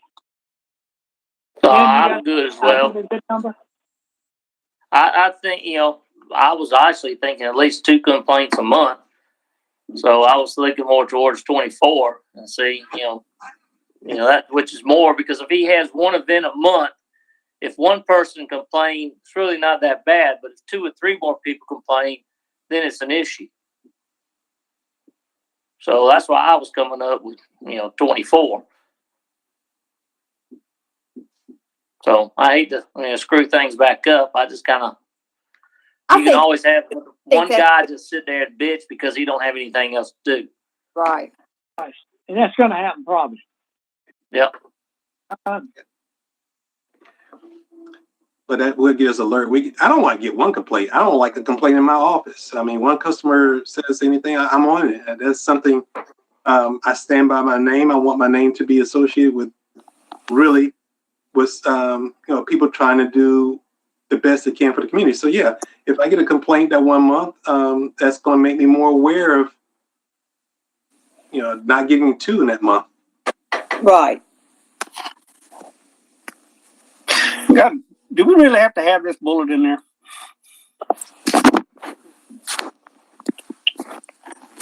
Do we have to do what? Do we have to have this thing in there? I was leaning more like take it out.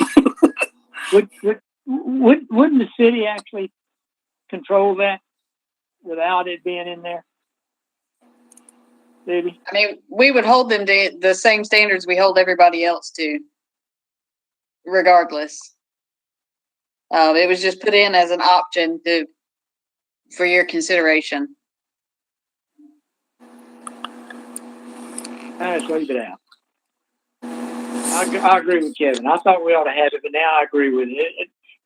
It could be a real nuisance, and the city has the opportunity to take care of it anyway. So Might get abused. let's leave it out. Well, in my, I will say that every citizen always has the right to complain to their elected officials at any time. Right. And they could request a review. They could request, whatever they want to about this use. And you can review it at any time, and it can come back to us at any time. Correct. And I say let's leave it out. So I brought it up.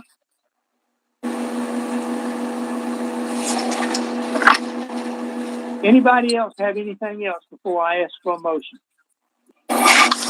So in review of these conditions, all right, I'm not going to read them right now. I'm just saying which ones we're including. The first bullet, we talked about the Board of Zoning Appeals line. We including that one? Or is that just understood? I think that was just understood.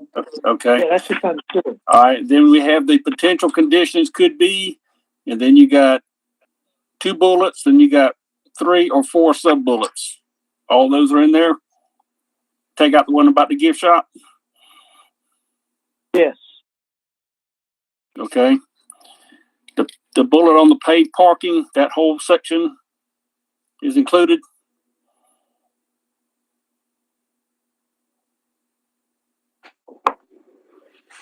I would also make sure we put no asphalt No cement. or no Concrete. cement No asphalt. in the main parking areas Except where required. for handicap.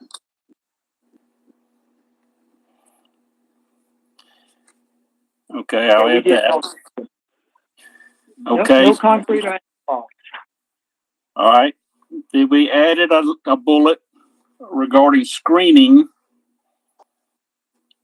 will be as shown except on the south side as desired by the adjacent property owner. Is that right?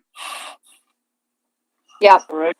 Now, what about the solid screen on the pergola, wherever exactly it was, to deaden the sound? Is that included? So I was going to figure out how to word that. Talk about sound reduction measures shall be implemented, such as.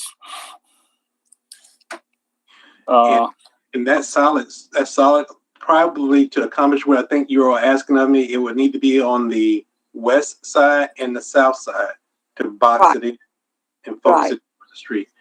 I can do all sides, but just I think get awfully hot in there in the summertime. You did all sides. Yeah, I'm planning on making it. I really want to just use insulated glass again to not take away from the house, and still, if we were looking at the house, to make it look like a greenhouse, and I can still put air in there. Again, I'm not trying to take away from the house. I'm not trying to make it look bigger than it is, but I still want to give people the ability to control that environment if we do have an inclement weather coming in on. Right. I think that's good. How about if we say this, that sound deadening will be used as approved by the planning director? Throw Libby under the bus. That way y'all that way we don't specifically say you got to do this, this, and this. You can come up with some ideas and you and Libby agree on. Is that fair, Libby? That's fine. Okay. Then I need to put in a blurb about the limits on the number of people at the events, which in turn limits parking, I guess. Well, is it 175 or 200? Well, I want 175, but I'll go with majority. I'd like to do 200. That's 195 is 3 people a car.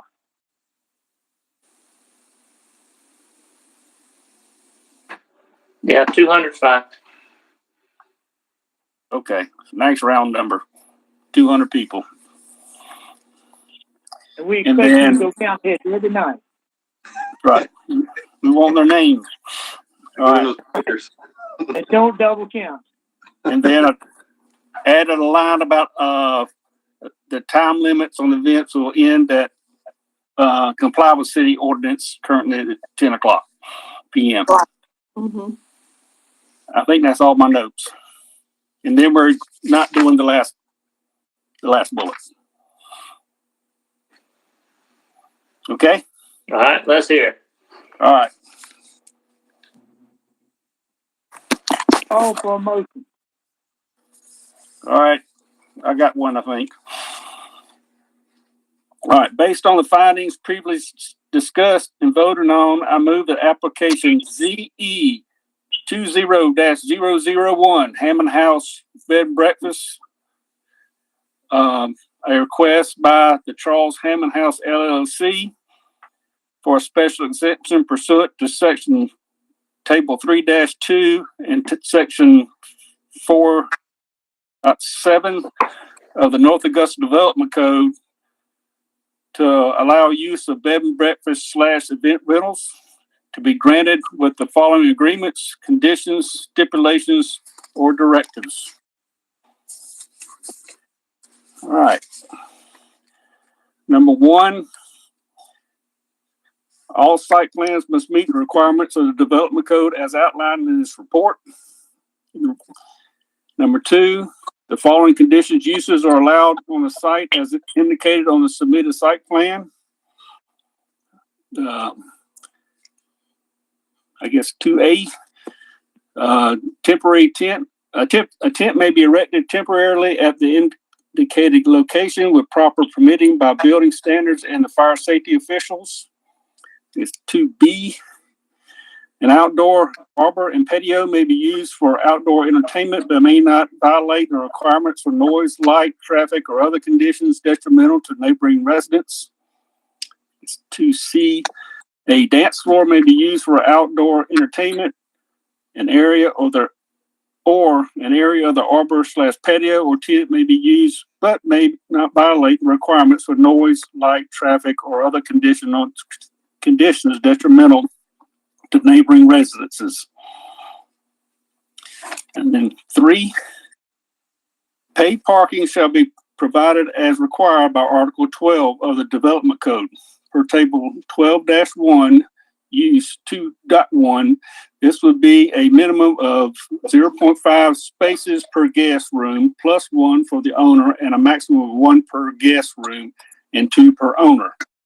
Alternative paving surface may be allowed per Development Code 12.3.5 for overflow and intermittent parking that generates an average parking turnover rate of not more than 2 vehicles per day per space and an average daily usage rate of 50% or less.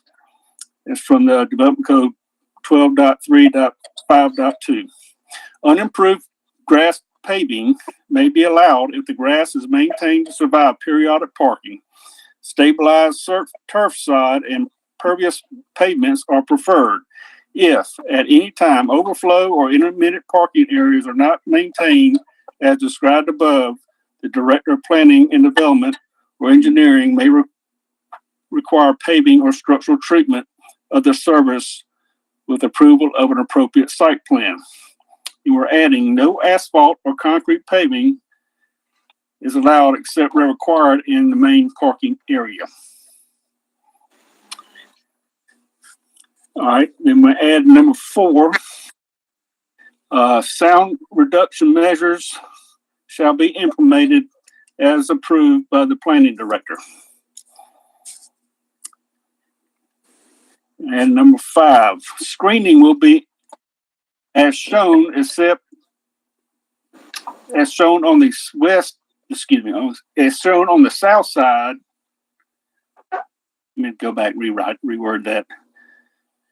Screening will be as shown except on the south side as desired by the adjacent property owner. Then number 6, events will be limited to 200 people. And number 7, time limits for events will comply with the Augusta city ordinance, or 10 o'clock p.m. And that's it. I will second. Do we have any discussion?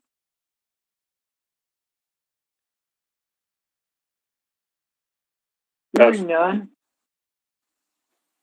I ask you those voting yes, say yes. Yes. Yes. Opposed? None. Passed unanimous for the number of people that were here.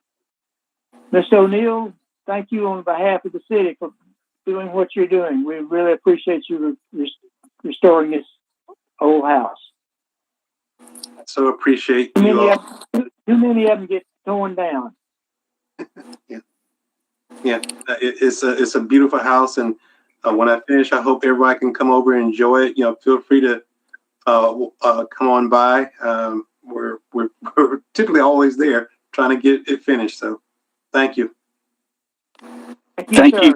Thank you. We're now through with you, and if you'd like to go look at your house, go ahead. I'm sure Thank I'm you glad very you much. fixed the foundations on those porches. Yes, and now we're working on the cottage, and we're trying to keep it in harmony with the house. It's a great. I'm always at awe every time I go over there what the guys are seeing.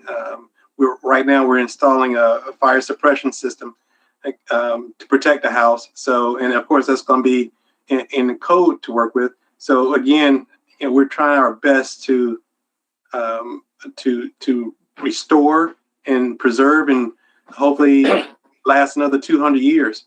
As a matter of fact, Dr. Mark Newell had come over when we found the crank that actually lift the wood up to the roof.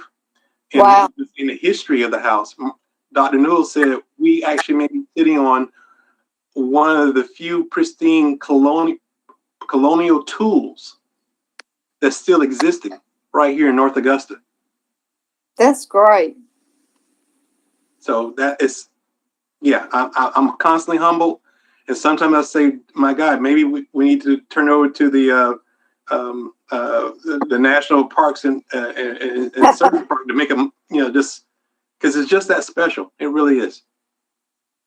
That's great. Well, again, thank you, sir, and Thank appreciate you. being here. Thank you all. All right. Item number 6, election of officers for 2021. What be your pleasure? I move that Wesley is chair. A second. Third. All in favor. Aye. Ah, Never congratulations, mind. Wes. Thank you. We need a vice chairman. Oh my gosh. I make the motion, Kathy. Second. All in favor? Aye. At your Adoption. Go ahead. The next thing on the item on the agenda is the adoption of the 2021 meeting schedule. And Libby, I believe you gave us 2, didn't you? Did I get 2 copies? I did.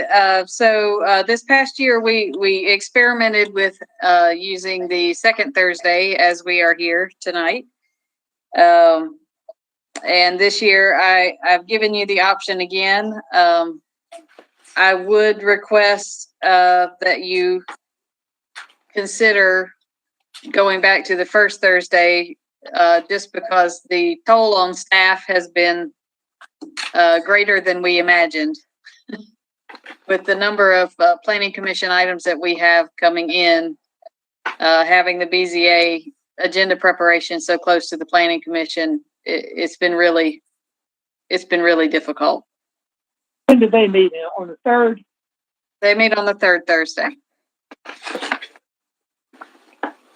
Yeah, I know. I'm good with the first. Third. Yeah, I'm good with the first 2. I can work around it. I'm okay.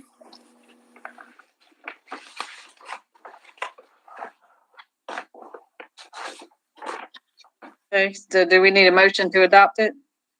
Yeah, we need a Motion motion. to move to the I first move. Thursday. second. Second back. Jim Newman motioned and Kathy second. All in favor? Ah, Any opposed? Well, I appreciate the hard work everybody put in on this one. It was a tough one because a lot of things we had to consider. But it's going to be a great project. It's going to be an asset to the city of North Augusta. It certainly is. So staff has one final thing. I have affidavit certificates for Jim and Wes both for you to come inside, and just when you get a few minutes to drop by for your training. Okay. Kathy, have you done your training? I have started it, but then I lost it because I couldn't finish it, so I got to start over on that one. Yeah, How about you, but Kevin? I will get that done the next week or so. Kevin's good. Kevin was first. Oh, Okay, Kevin's already done? Yep. Yeah. Months ago. I'm ready to start on next year. Okay. Can we use the same link and start January 1 and do some more? As long as they keep it open, I don't see why not. It really is a pretty easy thing to do. You just got to sit there and listen and watch, but it's easy to do. I just got interrupted, unfortunately and unavoidably. So I had to. But then when I went back, it said they wouldn't save you. So they were right. I did it. I did the first one I did on my iPad down at the beach and had no way to save it, so I couldn't print it because I didn't save it, and that was my fault. So I had to do it again. Libby, I probably that link again. Second time around, I actually missed the question. The first time I didn't. That tells you something. Maybe I'm not getting too old. Anyway, anybody have anything else? No, sir. I do appreciate y'all being here tonight, and thank you very much. And Libby, thank you for all the hard work you put in on this project. I appreciate it. Thank y'all. Thank you. You guys did a good job. Merry Christmas. Meeting adjourned. Merry Christmas. Merry Christmas.